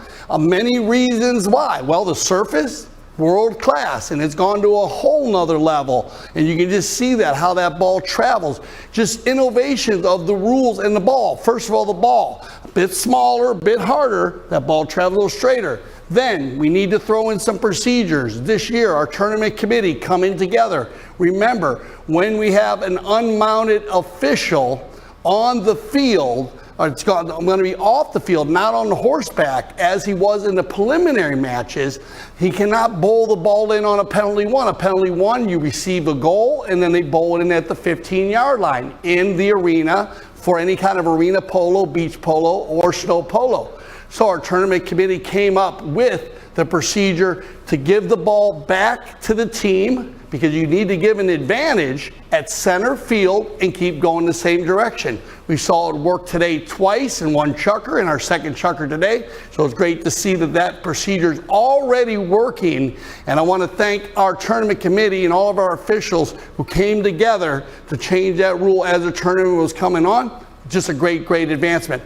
The four-legged athletes, you got to give love. And this is where I take the time to give love to all of the trainers and grooms out there. You need to win off the field to win on the field in any kind of polo. Outdoor polo, indoor polo, beach polo, snow polo. You name it, you need to have those four-legged athletes taken care of, and it's all about the safety of the four-legged athletes. So big shout out and happy holidays to all of the trainers and grooms out there that are working around the world to take care of such an amazing animal that we call the four-legged athlete, that are actually thoroughbred polo ponies. They're not ponies, they're thoroughbred horses. So once again, congratulations to Blade. But one of our newest sponsors, they got to be ecstatic about this. This is great to see this. I love to see this, you know, kind of changing of the guard type stuff. Don't get me wrong, St. Regis will be back. St. Regis is an amazing team. They're just so solid, and St. Regis does such an amazing job hosting this tournament. I want to give a lot of love to the St. Regis Aspen Resort. If you did not see our draw hosted by Mark Ganzi, you need to go back on and check that out. It was done on Sunday night. We had our crew down there. I had the opportunity to do it here from our CTV studios, and you got to see that. A lot of fun. Argentina also winning the World Cup that day, so that was a lot of energy. It rolled into our first preliminary matches, which will take you back to the Aspen Valley Polo Club. If you didn't get a chance to see that, please go back to that broadcast where you'll see how we start out with the round robin setup. And this gives our teams and all of our players the opportunity to get to know their four-legged athlete. Remember, we have a lot of players that fly in from around the world. This is a go-to event now. People come in from all over the world to play in this event, and they play our Santa Rita breeding operation horses, our Halo Polo ponies, and of course, our Aspen Valley Polo ponies that play here all summer long. We also play polo in the summer from July through September. So if you are interested in playing polo, well, there's a great place to play in the summer. And I'm always proud to say that the Aspen Valley Polo Club, being the largest growing club in the United States Polo Association. So make sure you check that out if you do want to play in the summer. And of course, in the winter is our sister club, the Grand Champions Polo Club, where our CTV studios are actually located in Wellington. So if you are in the area, please, you can get in touch with our executive producer, Mike Ferrer, and he will set up a tour of the CTV studios that are right in the heart of Wellington, Florida. Well, 2 cups down, 1 to go. Let's go back to our first cup. And you know, we had all the cups going on with the High Alpine Cup, and another one of our new sponsor was CK Shack, playing at Edison Yachts. I want to thank Edison Yachts for participating this year in the 2022 St. Regis World Snow Polo Championships. Boy, those red jerseys were good. We got to see some really new players too, which I really love. Cable Magnus, you're always there, my man. You know it, I love you, dude. And a big shout out to the whole family, and Jason Crowder, and Del Carrillo, my man, 9 goals. He's just a new player. Great to see these new players come in. But it went to the Bellini boys, and they were super strong with the CK Shack team, and they played so good together, and that was just the heart of that team. So well done for them. That was our first cup. Second cup here, of course, the St. Regis World Snow Polo Championships. And, well, we got the new guy. There's a new king of the hill, as they say on Ajax Mountain. And that's going to be our Blade and Bo. Big love to those guys. Great job there by Ilario Figueres. Ilario playing super strong today. High percentage shooting by the number 2. Ganzi, Double G, pushing the seam, making things happen. And when you have the former 10-goal player Tommy Biddle controlling the team from the number 3 position, that's a good combination. On the other side, Melissa Ganzi, fabulous, pulling her team, getting to the finals once again. Great combination with the boys. Nacho Figueres always coming in hot, and Alejandro Navija Estrada. Well, Steve and I talked about it. One of my favorite players on the snow, on the beach, and on the grass. Uses the defense to turn on the offense, but just got edged out there, squeaked out, just by a little bit. Well, we have another cup for you, because this is our final day here. And remember, 3 days of polo. And actually, the reason why they started to do the 3 days is they started at the beginning of the week because they'll move into the weekend a lot of the players will still be in the Aspen area. There's a lot of festivities going on, and of course, this being a fundraiser for the Aspen Valley Hospital Foundation. Donations are welcome, so please check that out. But get ready, get prepared for the Aspen Cup, where we're going to have, well, returning champions from last year, Richard Mill, with the ambassador, Polo McDonough, who's just been playing super polo. And he's going to come in and lead his team against Net Jets. So we are going to go to a little break. We're going to get the surface all taken care of for the four-legged athletes, and we'll get our two teams ready to go, and we'll be back for our Aspen Cup with Richard Mill facing off against Net Jets. Thank you for checking us out here on CTV Sports, and I'm Dale Schretz. I speak for everyone in the CTV Sports group by saying thank you for making us leaders in polo broadcasting.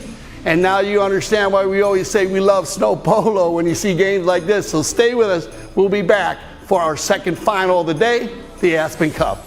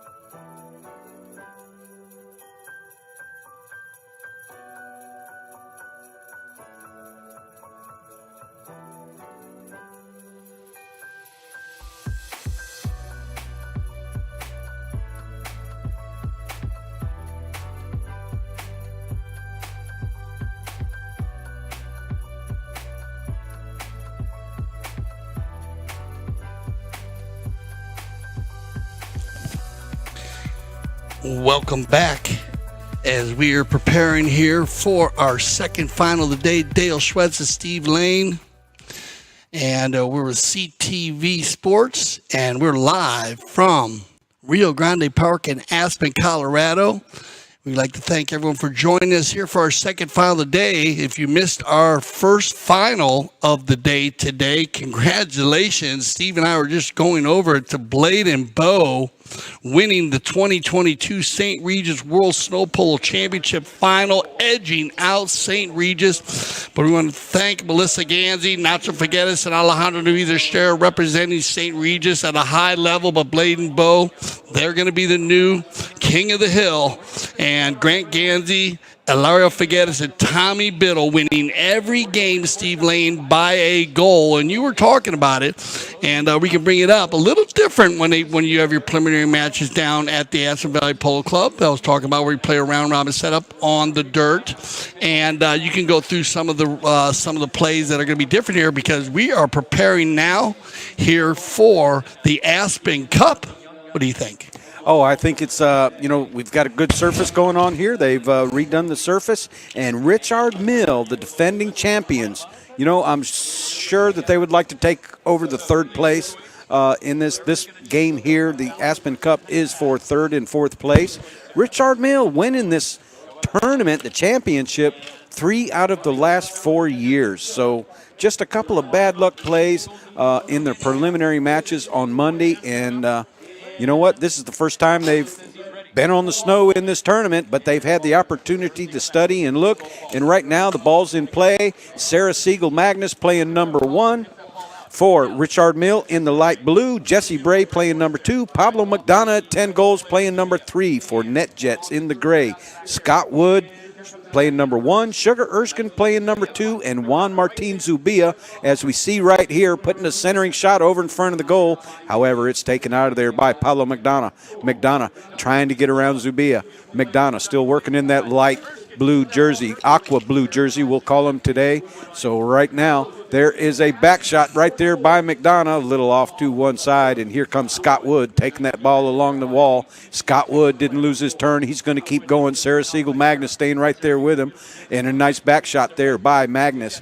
Pablo McDonough trying to turn it around, getting around Zubia, just one step ahead. He puts it over towards the center, off the wall. He hooked out of there by Zubia, and Jesse Bray coming in there as well. So Sugar Erskine playing number 2. Here is Sugar right here. Sugar, he's a speedster, but being ridden out of there by Jesse Bray. 7 goals. He's no stranger to arena or snow polo. And McDonough calls off Bray. McDonough trying to get around. Sugar Erskine one more time, working that ball on the near side. Zubia couldn't block the shot, and here comes Jesse Bray. Jesse Bray working on both sides of the pony up against the wall, unable to get the rebound. However, here comes NetJets in the gray with a shot on goal, and right there, what a nice near side shot from a long way out. So Zubia. Yeah. What a near side shot right there, Steve. Yeah, that made him happy, didn't it? Smiling right there. He's going to cover up his smile with that turtleneck. You got it. Juan Martin Zubia, classic player. Big shout out to the Zubia family down in Argentina, and he's just a class act. Great seeing him play here. This is a great matchup, Steve. Scott Wood, he loves playing arena polo. He plays in Houston, Texas, so he loves being in arena. Also played at the Aspen Valley Polo Club all summer long. We know Sugar Erskine, he's a gunner, and when you put Juan Martin Zubia at the number 3 on 9 goals, very solid team. Richard Mill, well, their wins can just speak for themselves. And when you put Sarah Siegel Magnus, who has been she's not missed one penalty shot. Now, we saw some misses in our finals today, and out on the snow, it's a little different. But Sarah was 100% on Friday, on Monday, and so keep an eye on her. It's going to be a big part of today's game, finishing these off. And look at this. They're going to get their first opportunity at an open goal penalty shot. So we'll see if Sarah elects to take these. Jesse Bray and Pablo, a very dynamic duo, and they have been on the top of the trophy presentation. Look at this. It's going to be Sarah. Magnus approaches and sends it off to the left-hand side, unable to capitalize on that open goal penalty too. So we'll have a knock-in once the ball gets back into the arena for the team in gray. And that's NetJets and Juan Martin Zubia right there playing number 3, waiting for a ball. The clock is stopped, and, if it takes, as Dale mentioned earlier, if it takes more than 5 seconds to get that ball, then the umpire will blow the whistle. Stop the clock. We don't want to deprive anybody of any time or have time management affect the game. So right now, Jesse Bray comes together with Sugar Erskine. Sugar Erskine and McDonough come together as well. Sugar Erskine trying to get around McDonald, brings the ball back, but going to leave it for Zubia. Zubia turning around. Doesn't want to do a centering shot until now and takes it off the wall. He was lucky on that first shot from the near side, so he's going to try it now, this time on the offside, but now picked up by Jesse Bray. Jesse Bray surveying the field. He's got Sarah Siegel Magnus all the way down the arena, and tough luck right there puts it into the back of Sugar Erskine. Ball over the wall, and it's a fan, spectator kind of a day. You got it. It's going to be a quick one. I love it as the fans get back in, and we're Snow Polo. And Jesse Bray working that ball, maneuvering it down the wall, takes the near side. He's got Scott Wood ridden out. Sarah Siegel Magnus right here, unable to get that pony from going over the top of the ball, and Sarah comes back for a back shot. Here comes McDonough in for a little help. Deflected off McDonough's pony. McDonough says, don't worry, Sarah, I got it right here. McDonough trying to work it, but stolen away by Juan Martin Zubia, and followed up here by Sugar Erskine. Erskine right now working that ball, unable to do it. Sarah Siegel Magnus going to try and dig it out of that snow right here and turn it back around, giving it to McDonough. What a nice play right there. McDonough with enough room, but unable to get it down far enough where Zubia could not steal it, but Zubia does. And now once again, McDonough unable to get full contact. Jesse Bray couldn't hit the ball on the bounce. Here comes Sugar Erskine. Sugar Erskine, a speedster. He's out front by himself, working that ball slowly along, and Sugar Erskine going to score from the near side from about 17 yards out. Well, that's going to make it 2-0 here for NetJets. So the gray jersey's doing very well, and this is an outstanding goal by Sugar Erskine on the offside. He's running into the goal. Remember, you need to adjust yourself in the arena. It's part of the game. You cannot run through the goal as you could on an outdoor field. So instead of him taking on the offside, he flips it to the near side where he's leaning already, Steve, and just follow throughs on an unbelievable near side next shot goal. Oh, Jesse Bray trying to get it down, but unlucky bounce right there off his mallet, and that ball goes over the wall. Fan right there to quickly throw that ball back in play. And umpire Dorniak would rather have the players line up right here, and he's going to give it back to Zubia. Since that ball was out from the Richard Mill team, and a great play right there by our unmounted official. And Dale, we don't get a chance to say that very often. Yeah, we don't. And he's done an amazing job. Gaston Dornier, of course, one of our top officials for the World Polo League. And you'll be able to see Gaston in the saddle. He also worked in the saddle all summer long at the Aspen Valley Polo Club. Great to have him on the team. Yes, no, he's been a team player all the way through, whether it's arena, whether it's outdoor, whether it's snow polo, beach polo, he's always there. So is McDonough. And McDonough working that ball around. Look at Jesse Bray take out a player, giving McDonough time and room to work. Now Jesse Bray's going to pick that ball up along the wall. And no whistle on the play as Sugar Erskine comes down, and now we do have a whistle. And 20 seconds left here on the clock for this first period of play. So it looks like they're going to call that chucker, and Dale will start with a penalty too. And there's the foul right there. Just Sugar Erskine getting caught moving in the wrong direction. So we'll call it chucker, and when we come back, we'll start with that penalty shot. You got a little late whistle there, which I like. Let it develop a little bit. See if Sugar can get out of there. They can play the advantage. He doesn't. He hits his horse. Hits a four-legged athlete. So great call by the mounted official. And this will be, an opportunity now, a second opportunity when we return for Richard Mill, as they had an open goal penalty twos. Something going on down there today. We've had some misses on the twos. We'll see if Sarah steps up to take that shot. Remember, before we go, if you are in doing the event or watching the event, we are using the hashtags. Hashtag World Snow Polo, hashtag Snow Polo Aspen, St. Regis, Richard Mill, NetJets, and Live Polo, and they're all hashtags. So use those hashtags for us, and we'll be right back.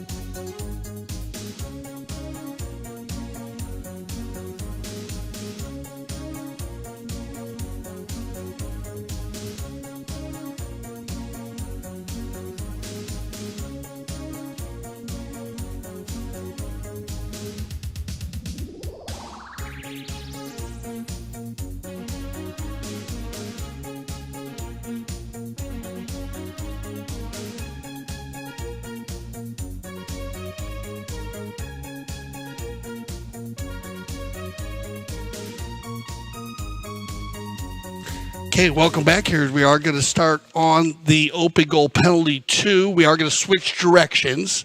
So we did have the Richard Mill team heading in the opposite direction based on the chucker. Remember, we will go the other way. And if you're just joining us, we are using the 3 ball placements from the spot, the 5A, from the center, 5B, and the open goal penalty 2. That's what we're using. Now remember, if you have a 4K TV, well, watch live on YouTube or CTV Sports.tv, one of our new platforms, CTVsports.tv in 4K. Here comes Sarah Siegel-Magnus. Sarah putting Richard Mill right on the board on a penalty 2, so a great shot. Missing her first one, but learned on that first one and scoring on the second one. So. Yeah, she hit the other one a little bit crisp, a little harder, and that's the difference when you're out on that snow. And I think with Grant and also with Melissa, they felt a little bit of that today too. And remember that 4K, Steve, is going to be through the whole tournament, so check out the 4K all day. I wonder if the folks up there in Aspen realize that they might be on CTV Sports. Well, they're looking good. They're looking good in 4K. I know that. So and Aspen delivers that. Remember to also check out all the sponsors. They're all around on the side, on all the walls there, so you can pick up some of our sponsors that we have participated this year. We want to thank all of our sponsors, and of course, because this is a fundraiser for the Aspen Valley Hospital Foundation and Callaway Young Cancer Center. Right now, Pablo McDonough works that ball towards the goal. It's rolling, and Pablo McDonough putting the second goal on the board for Richard Mill, the defending champions. Yeah, this is the way you do it. You know, down by 2, come on out. Get on some fresh legs, as we say, fresh 4-legged athletes. And 2 I call them little nifty goals. They're not pressing now. They came out a little hot early, Steve, hitting the ball a little hard. Remember that red Edmonton ball, the Edmonton Yacht new Polo ball we're using, the red one this year, it travels very quick, so you don't need to hit it hard. You just need to hit it perfect. And here we go right now. Here comes Sugar Erskine trying to get something going here for Net Jets. In the meantime, Jesse Bray sneaks it out from underneath Juan Martin Zubia right up to Pablo McDonough. Pablo McDonough showing us that 10-goal form. A little bit too far, but he's got time to turn back around. Here comes 2 players. Zubia and McDonough come together, but Zuba's going to grab the wall. Zubia turn it back around, trying to get around McDonough and Magnus as well. Doesn't want to hit into a pony because that ball could bounce right into the goal. So allowing Sarah Siegel-Magnus to get out of the way, hitting a straight ball. And here comes Sugar Erskine on the near side. Being ridden off right there by Jesse Bray. Jesse Bray with a strong offside open back shot, but nobody there.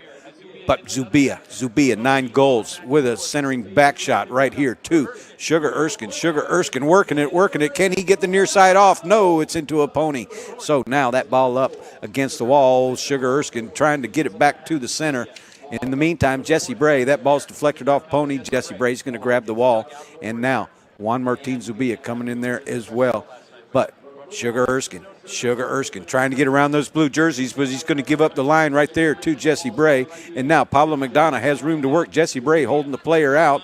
That ball deflected off pony. Jesse Bray going to leave it for McDonough, who's all alone, being unmarked. Sugar Erskine coming up there trying to mark him. And McDonough, what an incredible goal right there. Is he poetry in motion or what? The last 2 balls that Pablo has hit, it doesn't even look like he's swinging at them. He just takes a little shot. And watch his shot. This is amazing. Look, a little pop shot from a good 25 yards out. Just a flick of the wrist. You got it. You know, he holds his mount a little different for some of the people. I had the opportunity to have Pablo on the 60, my talk show, and we were playing a round of golf, and he had a polo mount. I had a polo mount in the bag. I thought it would help. It didn't help on the golf course.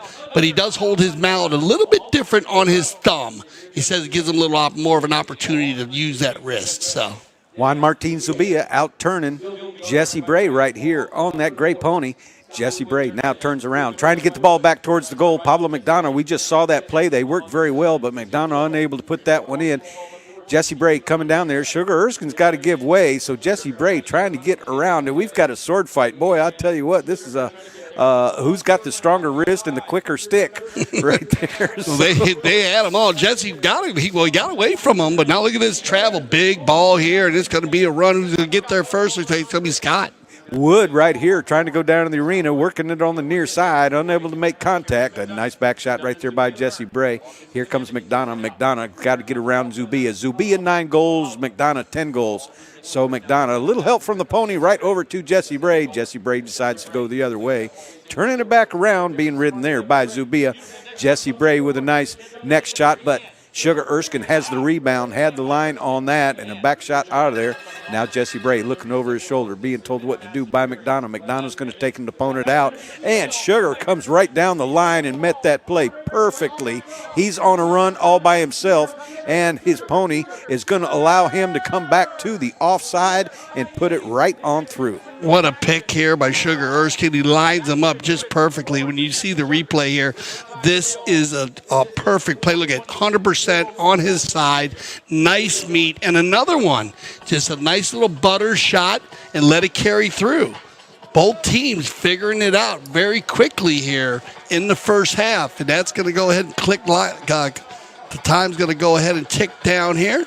And that'll send us out of our second chukker. So 3-3 after 2. Steve, I got a feeling these last 2 chukkers are going to be a lot of fun as both teams seem very well organized. Stay with us. We'll be right back after this little break as we get that. And there are all of our trainers and grooms, Steve. We gave a big shout out today. We want to thank everybody, and also Darren Tamplin, our in-house veterinarian who's down there observing and making sure all of those four-legged athletes are doing well. We'll be back. This is the 2022 Aspen Cup Final.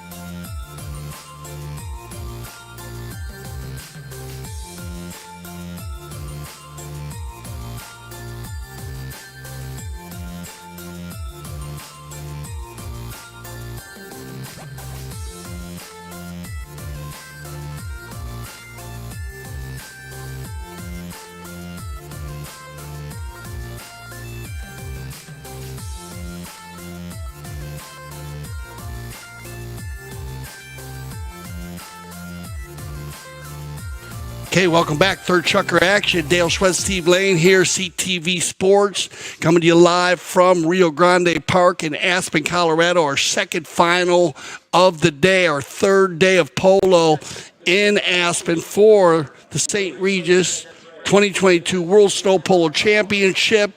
This is our final, and it is 3-3, and Jesse Bray gonna get kind of lean a little bit off the left side there, but very, very, very tough individual, Jesse, and that surface is comfortable, so Jesse looks like he's going to be all right. Yeah, just kind of came off that horse propped and went the other way, and Jesse was leaning out there for the near side, and you know what, just came off, couldn't get back on, and we'll see if we have a fair play bowl in, or whether we have a bowl in or a penalty on the play. I don't want to predetermine what Gaston Dorniac might see out there, but Jesse Bray smiling, probably a little bit red-faced on there, and as we always do, we've all come off. You know, if you haven't come off, then you probably haven't played enough polo. Yeah, but, you said it, Steve. Good call on that. All part of the game. So you go with the fair play bowling, or fair play hit anyways. That's what we've been using, along with, Steve, as we talked about, our new procedure with the penalty one. Remember, when a team does get a penalty one, instead of bowling the ball in, because we have an unmounted official, they're bringing that ball back to center, stay in the same direction, and giving the team that achieved the penalty one an opportunity to hit from center. Absolutely. And then Jesse Bray puts it in. Sugar Erskine gets a back shot off. Jesse Bray right here in front of the goal, a little flick of the wrist, and that's going to give Richard Mill their fourth goal here. Or the first goal of the third period of play. So Richard Mill, I think they used these first 2 chukkers to feel things out, and boy, they have done a great job at that. So Jesse Bray redeeming himself after coming off and stop and play, and they'll come back to the center here for a bowl-in. So we see Sugar and Pablo McDonough getting mixed up there a little bit. Both of them smiling, both of them laughing. As we mentioned, these players all know each other, but you know what? When it comes out to this battle on the field, you don't have any friends. Sugar Erskine turning back around. He's all by himself. Nobody marked him right here. Sugar taking it all over to the left-hand side, trying to get it going. Now the near side and able to tap that ball right on in. So NetJets closing that score, a score of 4-4 right here from Sugar Erskine. Man, Sugar and Juan Martin Zubia, they look identical out there today. What a dynamic duo they are playing with Scott Wood. I like this play with Sugar. He comes inside, takes the hook, puts the man on his hip, switches to the near side, gets his third goal of the day. Did you see that ball just move just a little bit towards that goal, which gave him the line? You know, if he would have just turned his horse around and gone to the goal, he'd have fouled. But that ball moved just a little bit, giving him that line of the ball to go and make that near side play. Game of inches. Game of inches and angles. You got that. Juan Martin Zubia clearing that ball out of danger right down. Pablo McDonough's going to go back. Sarah Siegel Magnus says, hey, I'll go to goal. Pablo McDonough, he just hit the ball 9 times in the air off of his mallet. And Zubia hits a back shot. Now Sugars sends it right on down the field. Scott Wood's unable to get to it. Now Richard Mill. Pablo McDonough intercepted out of there by Erskine. Erskine wanted to go for the deep neck shot, but Jesse Bray come in there and put a stop to that. Jesse Bray hooked out of there by Sugar Erskine, followed up by McDonough. And now Jesse Bray following around right there. But Sugar Erskine going to do a near side back shot down along the wall and a deep neck shot. Zubia trying to get around Bray. Zubia working. Bray coming in there putting pressure on, and what a tough pony Jesse Bray is on. And Zubia doesn't know where to go. He's tried everything right here, and he's probably going to be told to use it by the umpire. And his mallet gets hooked up. So Pablo McDonough, hooked out of there by Woods, and Jesse Bray going to pick up that ball. So we've got a stoppage in play right here with 1:41, and I think we had a little bit of a cross hook right there.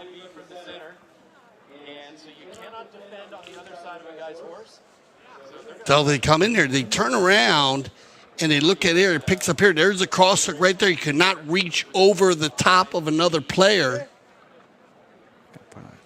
And so they're going to go ahead and call this against the NetJets team. And keep an eye on Rosita here as Pablo McDonough riding a little Appaloosa. And this horse, man, is awesome in the snow. One of our elder statesmen's horse is actually Mark Gaines Cobra, one of his first horses he played back in the day when he started. She is amazing. And Pablo played her last year. She got best playing pony. And he said he wanted to get back on her a couple times this year. And she just does a fabulous job in the snow. She's a little Argentine thoroughbred, built for it, you know. And so the score is 4-4. As we were just going over the score, as Sarah Siegel Magnus did miss her first penalty too. So that makes the score 4-4. We're just checking with all of our timekeepers and scorekeepers around the area, as we have them all over the place. And so nip and tuck here in this third chucker play. Yeah, these two teams using the first 2 chuckers to feel things out, and you know what? They've done a great job. And Pablo McDonough taking that penalty 5B from the center and showing us his hand-eye coordination. Amazing, just having fun, you know, and that's what it's all about. A great cause. And a bad look right there for the team in gray, but I guess they're going to keep playing it. So Pablo McDonough and Sugar Erskine coming together. Erskine can't hook across the horse's back, but he can come in and lay a ride-off on Pablo McDonough. And now Zubia and Jesse Bray come together. 2 tough players right there, both of them young guns. Scott Woods coming in there trying to get something going for NetJets. Sugar Erskine going to come in and steal the ball away. Sarah Siegel Magnus, she can ride and she can bump, and she does. Gets a little back shot off, and there comes Pablo McDonough in there. A little bit of a snake killing right here, but Sugar Erskine digs it out. Going to try and keep it going, digging it off the wall on the offside underneath his horse's nose. And now Zubia going to turn that Appaloosa pony back on around, taking it back to the inside. Pablo McDonough says, no, you can't. I'm going to ride you off right there. Zubia says, I'll go the other way. He's down the arena. He's got to get by Bray. Oh, and bad luck right there. He couldn't control it. Here comes Pablo. Pablo working the ball down. It's a nice centering shot. We know he can score from there. He's done it already. Zubia with a millionaire under the belly shot. Here comes Scott Wood. Sugar Erskine comes in and intercepts. Now Jesse Bray. Jesse Bray turning that ball back around. And, oh, yeah, Sugar Erskine does meet it off the wall. And we're going to have an umpire's whistle right there. I believe the clock has stopped. And maybe that's going to, I see 1 second on the clock. And now it's wound down. So that's going to end Chucker number 3. We see the grooms coming in with the next set of ponies. And Dale, that was an exciting third Chucker. Yeah, a lot of energy there, Steve, as they picked it up. And both teams very quick on the stick, you could say. And I'm not sure if they ran out of time or not. We will check with our field side correspondent, James Fody, who is there at the arena, Rio Grande Park in Aspen, Colorado. Great group. Look at the group out there. This is where the energy blows up between Chuckers at this tournament. Steve, being one of the go-to events around the world. You know, from St. Moritz, they come here, and from Switzerland, they come in. As we talked about Retro Gardenzi, being the visionary he is, you know, starting a lot of this snow polo off. So big shout out to Retro and, of course, Tito, his son, who's involved in our World Polo League Beach Polo. But it's all about the Aspen Cup here. We have one Chucker left, so stay with us. We're going to go to a little break. It did end a Chucker there, Steve. We did not have a penalty. Time had run out. So we're going to come back with a bowl-in for our fourth and final Chucker.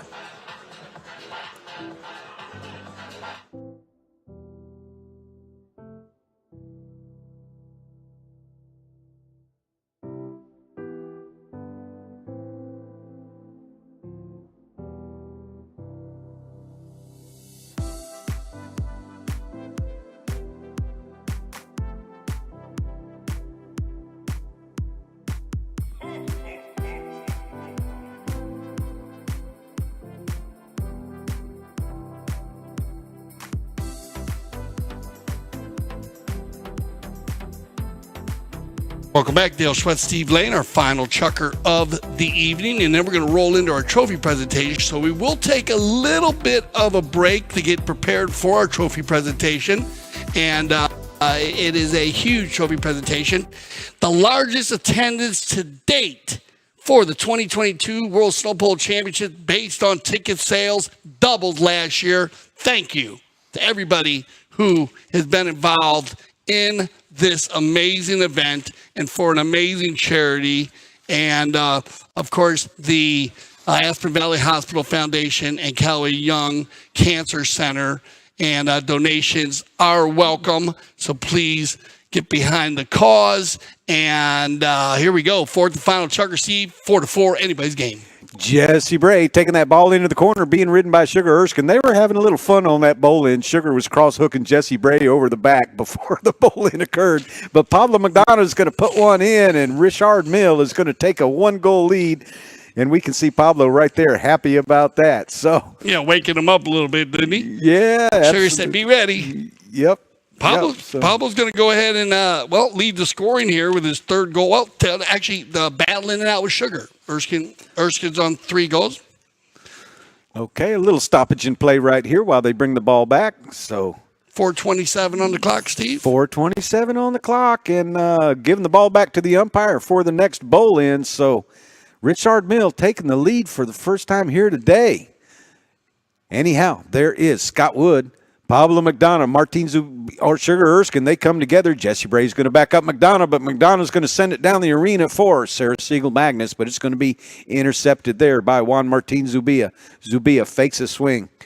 And now releases that ball downfield. He can powder the ball, and look out, it's right there in front, but Jesse Bray timed it perfectly. Pablo McDonough does too. Little help from the pony of Bray. Bray gets it up in the air and taps it, and now sends a shot down the arena, but up against the wall. Zubia checks down, snow flying everywhere right here. Jesse Bray still in possession of the ball, shoots towards goal. Zubia picks it off on the near side, and now couldn't quite get to it on the offside. Who's next in line? The ball is lying there like cantaloupe, and Sarah Siegel Magnus comes in there along with Jesse Bray. Jesse Bray trying to rake it around, gives it back to McDonald.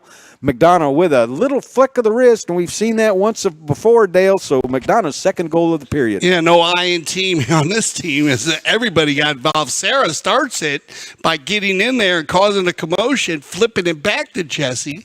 Jesse sees the ambassador of Richard Mill, Pablo McDonough, by himself. So why even force it? He puts it right in a perfect spot, and that's an easy finish for the 10-goaler. And Richard Mill, our official timekeeper of this event as well.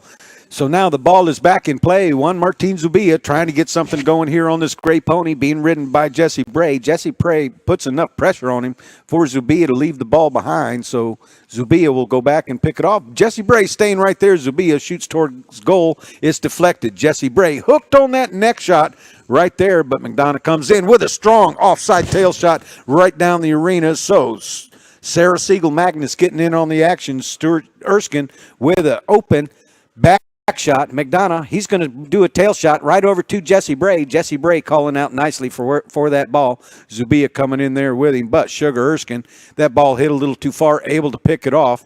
Zubia checks down. He's all alone. He's going to turn it on back around. Zubia with a nice shot over against the wall, but once again, McDonough shows that he can hit a neck shot as well. Here it is. Zubia, he's got Sugar downfield as well. Here is Zubia trying to work that ball down. He's got a neck shot towards goal. He hits a strong shot and is picked out of the air by McDonough. McDonough back across the arena. Checking down, trying to get by. Sugar, a nice neck shot. Jesse Bray unable to get to it, is deflected, but Jesse Bray able to turn back around. Tries to do a little flick shot over to McDonough, unable to make good solid contact, and Sugar giving it back over to Zubia. Zubia trying to get around McDonough. Going to take his time, but time is not on his side with 1:33 left on the clock. A high lofting shot trying to get it over McDonough. What a smart play right there, but Jesse Bray backs it. Here is Zubia with a tail shot back over, looking for, and look at Pablo McDonough picking that ball out of the air. A couple times in the air. Now he's free down the arena. Got to bring it back towards the center. Unable to make contact. Jesse Bray does, but Zubia comes in and lays a right off on him right there, and Zubia looking for a reaching call, which doesn't happen, and Jesse Bray trying to put it in, unable to do so. Sarah Siegel Magnus wants to do the back shot, a little help from the pony. Pablo McDonough going to take it forward by a little time. He's got a 2-goal lead, and now Jesse Bray going to turn things back around. He's going to give the ball back to McDonough, and break in the action right here. So 59 seconds left on the clock. Not sure what happened there. I think we might have had a write-off down there, Dale, and maybe a injured player timeout. We'll see. Or maybe that was a goal down there. Not quite. Broken mallet, so we're going to pick up some debris off the field and allow that player to get a mallet back. So, you know what? 2-goal lead, 59 seconds left. Still anything can happen. Well, we talked about it. We saw goals scored within 35 seconds in the arena. And we actually saw it on our game in our High Alpine Cup yesterday. So they have time, but you need to get control, and it's going to be picked up here. They're in the scrum right here. Right? This is what they want. They want Wamar. Zubia taking it along the wall. He's got to hurry. He needs 2 goals to even send this game into overtime. So working the ball, walking the dog along the wall. Umpire might say, hey, keep it moving. A nice little shot over there, but deflected off of a pony, and Scott Wood puts one over into the center. Jesse Bray under no pressure right here. Going to move that ball around, backed up by McDonough. Sugar Erskine comes in there and puts it right in the goal. I don't know if that was a goal or not. I don't believe so. McDonough's going to pick it off the wall and buy some time. So Sugar, you might as well go for you. Stop the clock, right? Yeah. I mean, it gets caught on the foul, but it did stop the clock. Yep, that it did. So time winding down right here, and Pablo McDonough going to send it down the arena. Oh, narrowly missing that shot just think off that to the was- left-hand side. And Zubia with a back shot. Sarah Siegel-Magnus, that ball right there in front of her. Tries to hook Zubia, unable to do so. And Zubia one more time, a little flick of the wrist with a long shot down the arena. Time winding down. Jesse Bray's going to turn it around.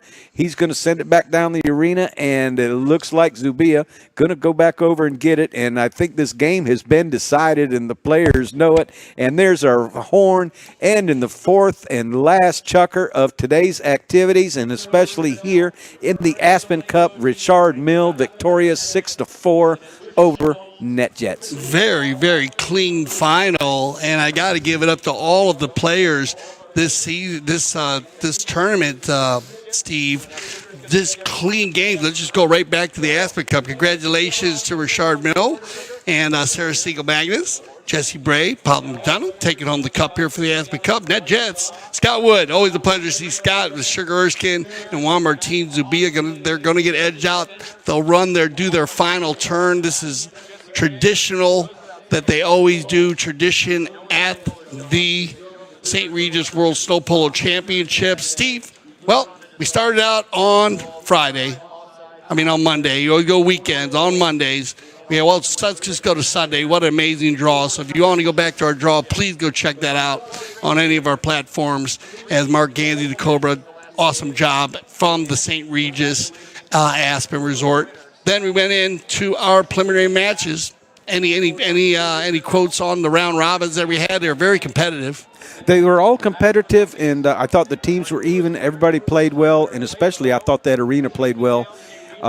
And that was a great chance to get the horses acclimated, used to arena polo. It also gave the players a chance to get used to the Edmundston ball. Yes, sir. And so, that was kind of a stepping stone for today's activities. But don't forget about yesterday. CK Shack, they were a little bit they felt they were the bald-headed stepchild on Monday, but they came back yesterday and showed it and won the High Alpine Cup. Yeah, you got it. So, and also Gaston Durant gave him an opportunity down at the club. As Steve said, we started our game off yesterday with the Alpine Cup, High Alpine Cup. We wanted to thank Edmondson Yachts for coming in with Cable Magnet, Jason Crowder, and Gerardo Ducarillo. First time playing 9 goals. What a player he was. But Santos Bellini and Juan Bellini, the Bellini played awesome with Nito Uranga, was amazing. I really enjoyed watching Uranga play. They took home that cup. And, well, our celebrity match went right off after that. We had some new celebrities this year. If you go through them there, Steve, as Joyce Vanelli, that was fun seeing Joyce. Played in the Palomino. She did great for Lugano Diamonds. And she played with Uranga and Vinny Sangaline. So it was great seeing Vinny back there. Aspen Valley Polo Club, they played with Mark Gansey. Oh, my man Sterling Jones. He was awesome. Scoring the winning goal with 23 seconds left on the clock. So yeah, he was cool. I get to text him a little later with Nacho Figueres. And then our third team was Casablanca with Saul Saka. He's just a lot of fun. And he's plays in so many different tournaments around. He played with Grant Gansey, the ambassador for Casablanca, and Juan Bellini. Then we started today.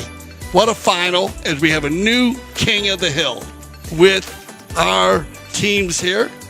And Blade and Bow, Brandon's sponsor this year, and putting their name on the cup. Tommy Biddle getting his name on the trophy as well. All the other 5 players in the arena have won this tournament before. Tommy Biddle's first time, but no amateur to snow or arena polo. You got it, Blade and Bow, Grant Gansey joined it, and Ilario Figueres was phenomenal. I got to give it up to Ilario. Ilario had the highest shooting percentage on the snow than any other player that we saw play in the last 3 days. 2 things that stand out. Tommy Biddle scoring the next shot. Hilario scored 2 of them. You got to give love to Tommy. From the whole length of the field on a knock-in. Yeah. He scored on a knock-in. You said you've seen him do it. I saw him do it in this arena from center field.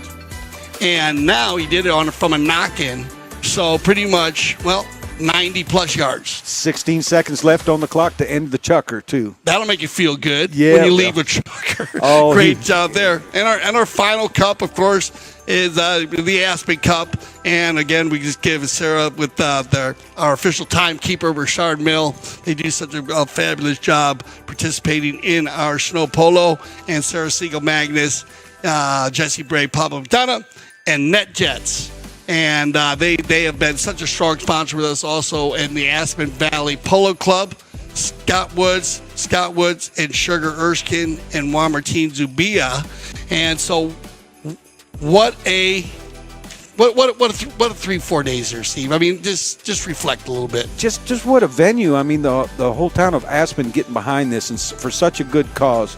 You know, the Aspen Valley Hospital Foundation and Callaway Young Cancer Center. And, you know, everything from the grooms to the horses to the players to the town of Aspen. Everybody's just behind this event. The work that it takes to get the arena ready, put the tents up, the work that it takes to get the horses to the field and acclimated. So everybody pulling together. It's just like all gears are fitting in the slots. Yeah, we love you. We love bringing up Reto Guadenzi also in 1985. It started, and he did a great job. So a big shout out to Reto. We love him as, you know, they first started playing this snow polo on the frozen lake in St. in Switzerland. It was created by the Swiss hotelier and polo visionary Reto, and he just was amazing. So it looks like we have a few, we have a list here where we have some plays I think we might be able to see. Yeah, we're going to take a little bit of a break, and then we're going to, don't forget our trophy presentation. So we'll check out a few plays, and we're going to go ahead and throw the trophy presentation to the Aspen. We're out to the park here, to Rio Grande Park and Aspen, Colorado, where Cale Newman is going to go ahead and take over our trophy presentation. So you go ahead and enjoy some of these top plays. And for James Fody, Steve Lane, I'm Dale Schwetz, and I speak for everyone at CTV Sports when I say thank you for making us the leaders of polo broadcasting. And always remember, when you see all this fun and energy, why we always say here at CTV Sports, we love snow polo.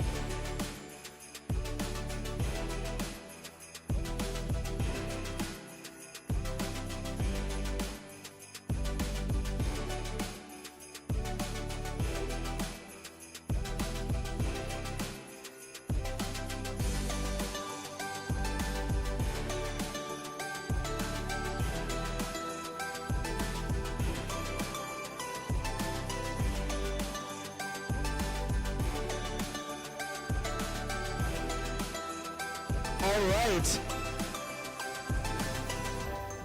All right.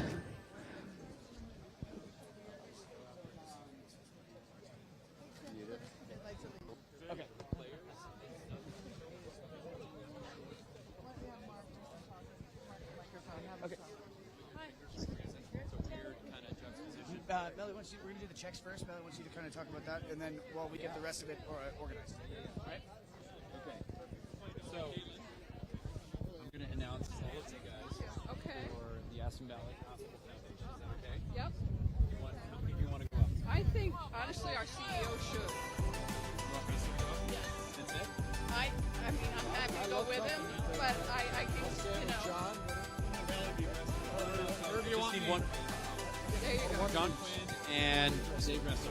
Perfect. And we raised $100,000 today. Wow. I can't believe it. I thought Yes, that's what we thought too. Wow.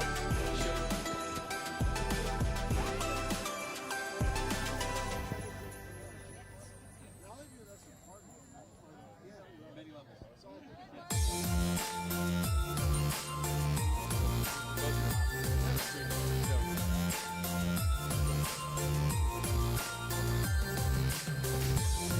All right, all right. Well, we're getting the trophy presentation ready. I thought it would be appropriate to say a few words. And look, it's incredible that all of you showed up for this weekend.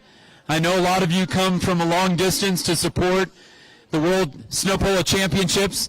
And part of that support is when all of you reach into your checkbooks and you bought VIP tickets to come, and these checks, it's really interesting, we actually blew this out. We raised $100,000 this weekend, which is incredible.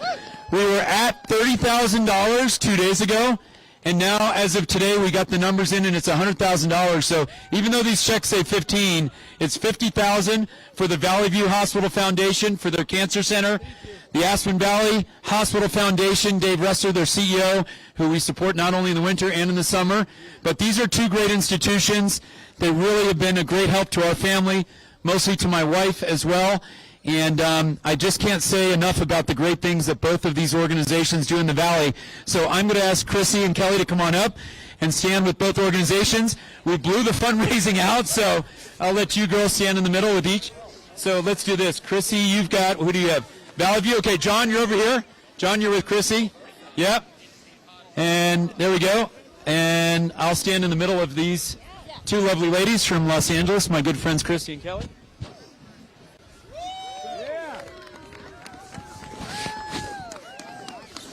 So thank you to all of you for showing up and participating, and what an incredible second day of fundraising we did. So thank you to the Aspen Valley Hospital Foundation. Dave, John, thank you so much for being here and supporting, and thank you to all of you. All right. So now that we've gotten our fundraising on the way, thanks, Dave. Thank you, John. I want to say a couple of words before we get on, and I know it's getting cold. All the players are freezing. They want to get back and get out of their wet jerseys. But this weekend does not happen. This week doesn't happen without a lot of important people. And most of you know we just built a brand new city hall across the street.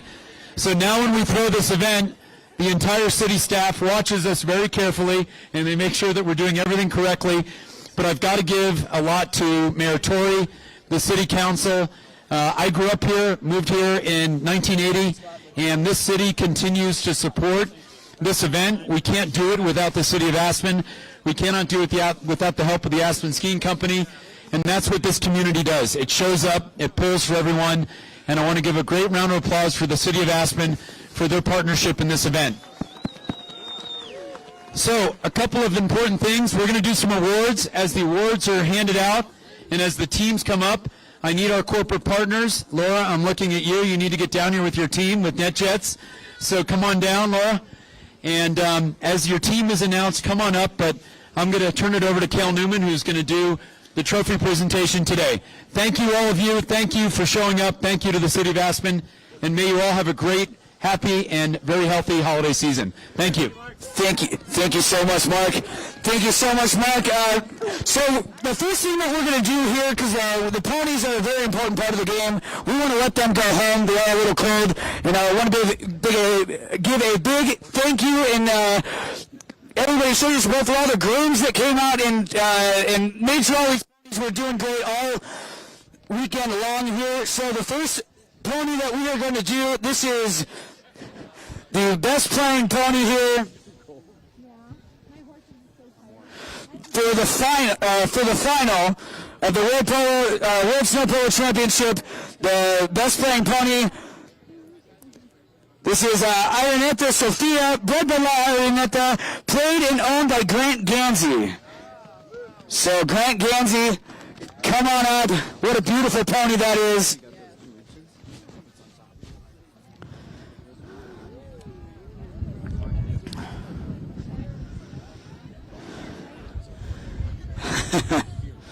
All right, congratulations, Granty. Well deserved, man, well deserved.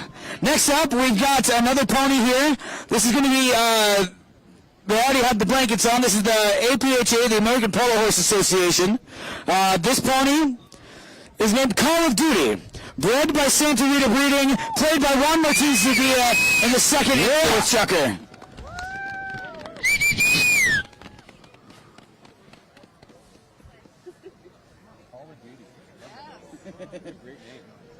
Yeah, what a great name for a great pony here.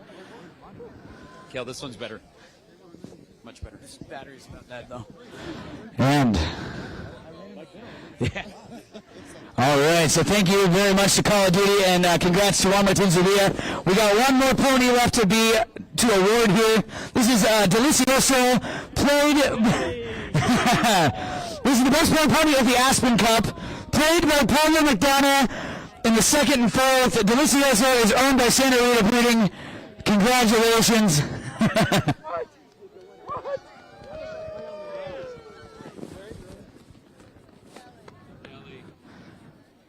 So one more time, ladies and gentlemen, give all of these ponies, and especially the grooms and the handlers, a big round of applause.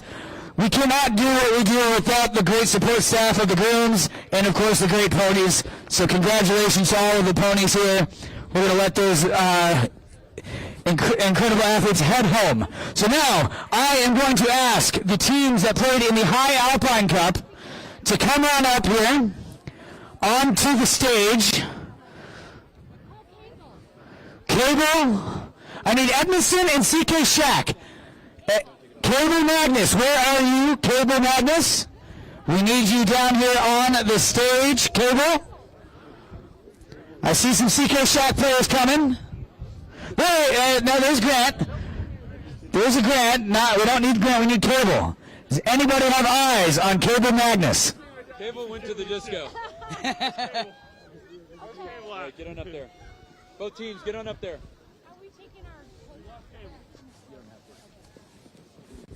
Yeah, and guys, you do not have to take your coats off. We won't make you. We know it's chilly.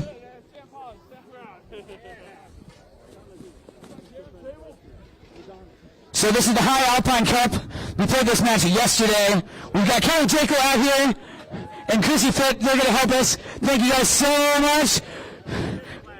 You get a platter. You get a platter. Still my son, Cable? All right.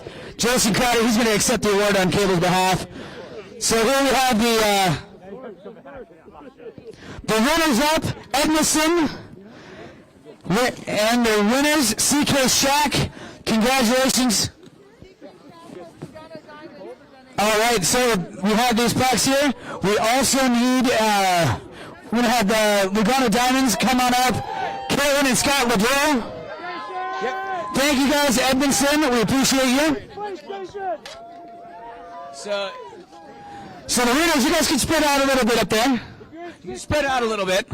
No, put it down. We got some more prizes to give you.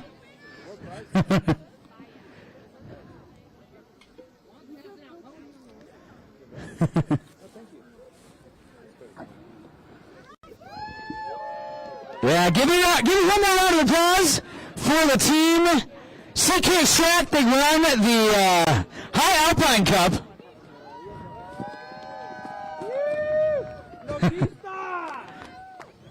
That, of course, is Santos Bellini, Nito Yolanda, and Ron Bellini, Sr. And now I'm going to welcome Caitlin and Scott Ledoux from Lugano Diamonds. They've got some extra prizes to give you guys. Caitlin and Scott, father and daughter here, representing Lugano Diamonds. Very happy to have them be a part of this event. All right. And we do have one more prize to give to you guys. We got one more award. That is the MVP. The MVP of the High Alpine Cup. Drum roll, please.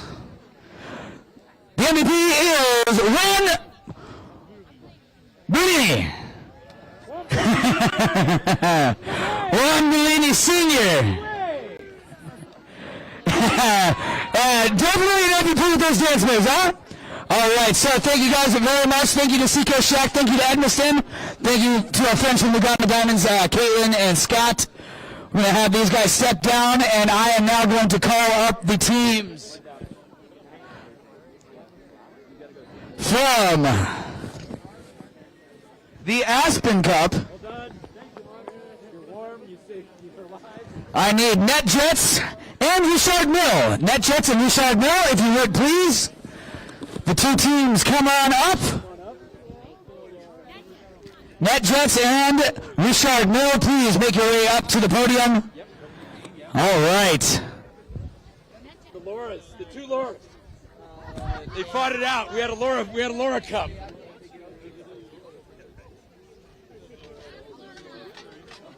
All right, so here we are, the two teams making their way up there, and I'd like to welcome to the podium, we got a pair of Lauras. We've got Laura from Richard Mill and Laura from NetJets. That'll make it easy. So once you have all of the teams up there, all right. So Richard Mill and NetJets, congratulations. We've got the runners up. We're going to award first.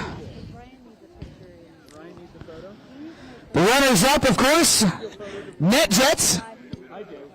It was a hard-fought battle, but we're getting all of the prizes together here.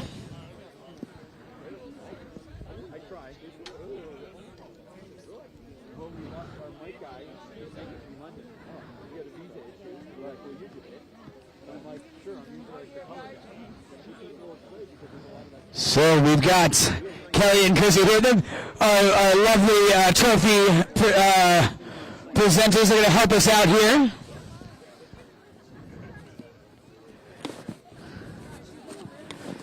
So we've got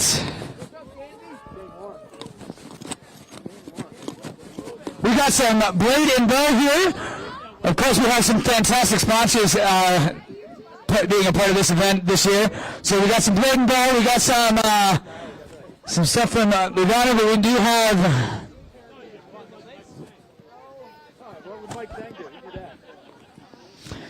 So everybody's going to get prizes. Everybody.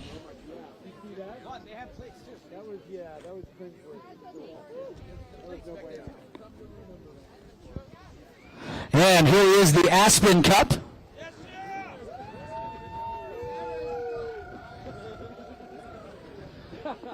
Bear with us here, folks. Sarah looking fabulous as always.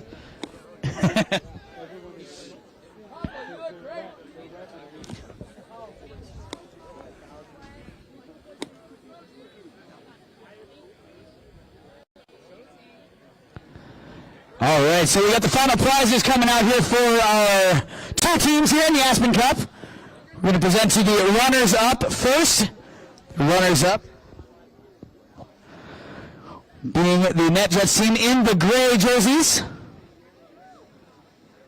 And then we have the winners. We're going to get a couple more photo ops here, and then we do have an MVP prize as well for this match.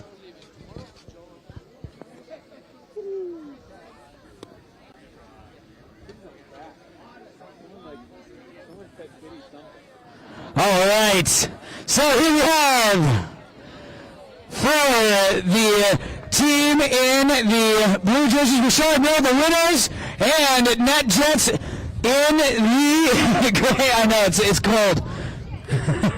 All right, one more prize to give. We're going to ask for the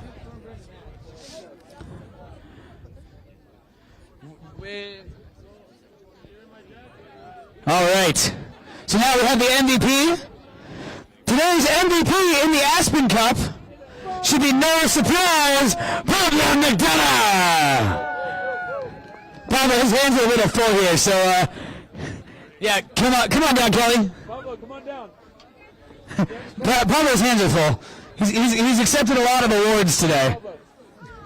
And there you have the MVP of the Aspen Cup, Polo McDonough, 10 more, one of the best in the world. Congratulations, Pablo.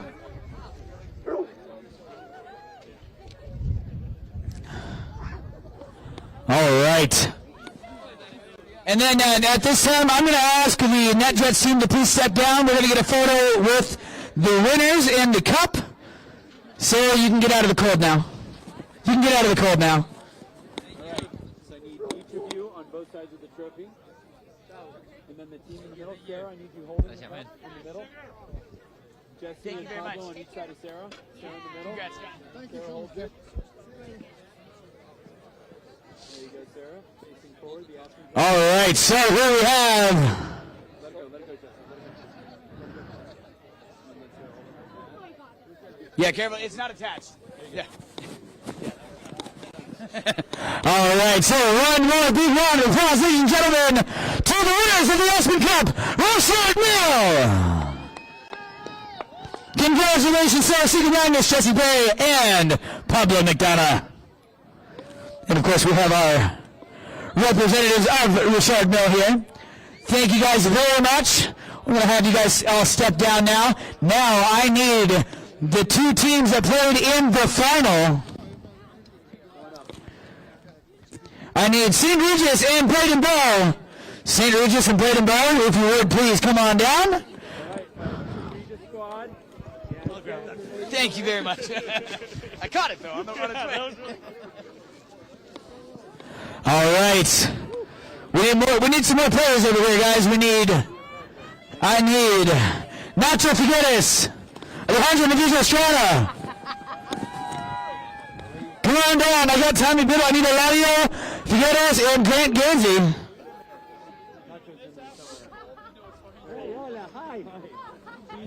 If we could have everybody up there.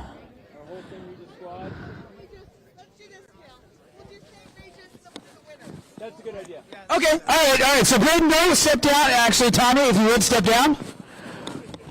Yeah. We're gonna award St. Regis first, and then we'll award the winners. So we got St. Regis here, and of course Kitty.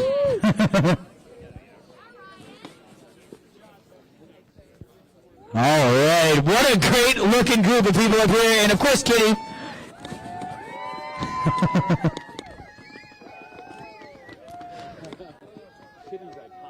Oh, I know. I love it. All right, so presenting the awards to our runners-up of the finals, St. Regis. We got Kelly Draco, who's going to come down and hand out some awards. Thank you so much, Kelly. She did such a great job singing the national anthem both of these days. Always a pleasure to have Kelly here. Thank you so much. Melissa Ganzi, Nacho Figueres, and Alejandro Navizo Estrada. And we've got an arsenal of prizes here to give to everyone, so bear with us here. We're going to make sure everybody gets all of their prizes. What a game. And what an incredible game. One of the best finals I think I've seen in snow polo history. I've only been a part of three of them, but I've always watched them. 17 goals. 17 goals. What an amazing match. Kitty's done. All right, so we're going to have everyone step down. Thank you guys so much. And next up, I'm going to invite the winners, Boyd and Bow, up onto the stage. Lay Bow.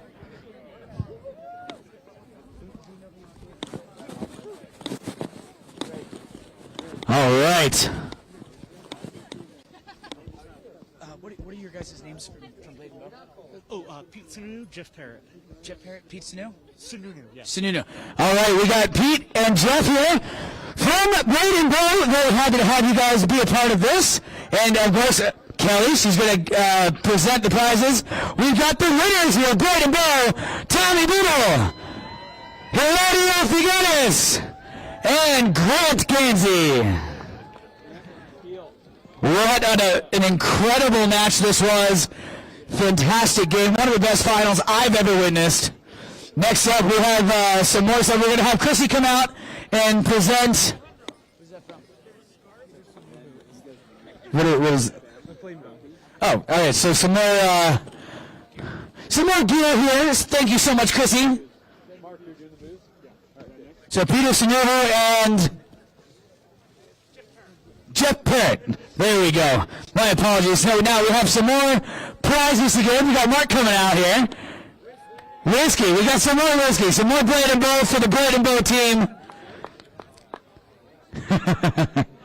Big thank you to our presenters here today. And next up, we've got the MVP.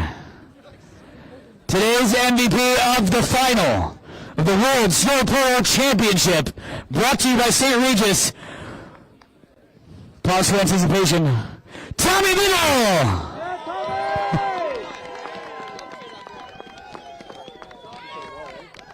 Congratulations, Tommy. Well deserved, man. I don't know if you guys remember watching earlier today, this man scored a goal from a knock-in. All the whole length of the field. Tommy Biddle, well deserved here, and now we have the big cup here. If you guys want to hoist that one up, Mark Angie's going to come in here and help you guys out a little bit. So ladies and gentlemen, one more time, please put your hands together for the winners of the 2022 St. Regis World Snow Polo Championship, Braden Bow.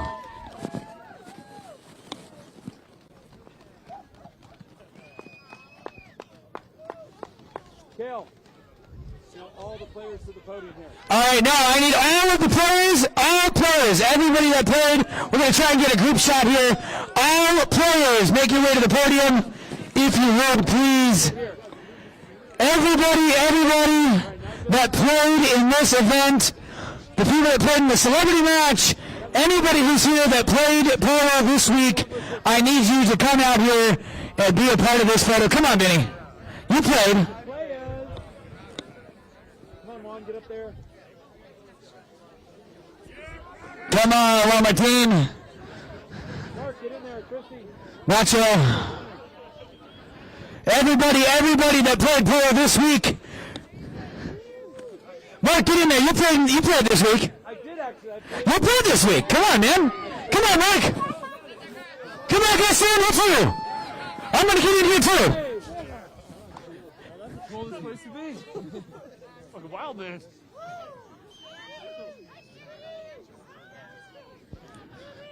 So one more time, everybody, big round of applause for all of these players. Everybody that made this event possible, thank you so much. Yeah, put your jackets back on.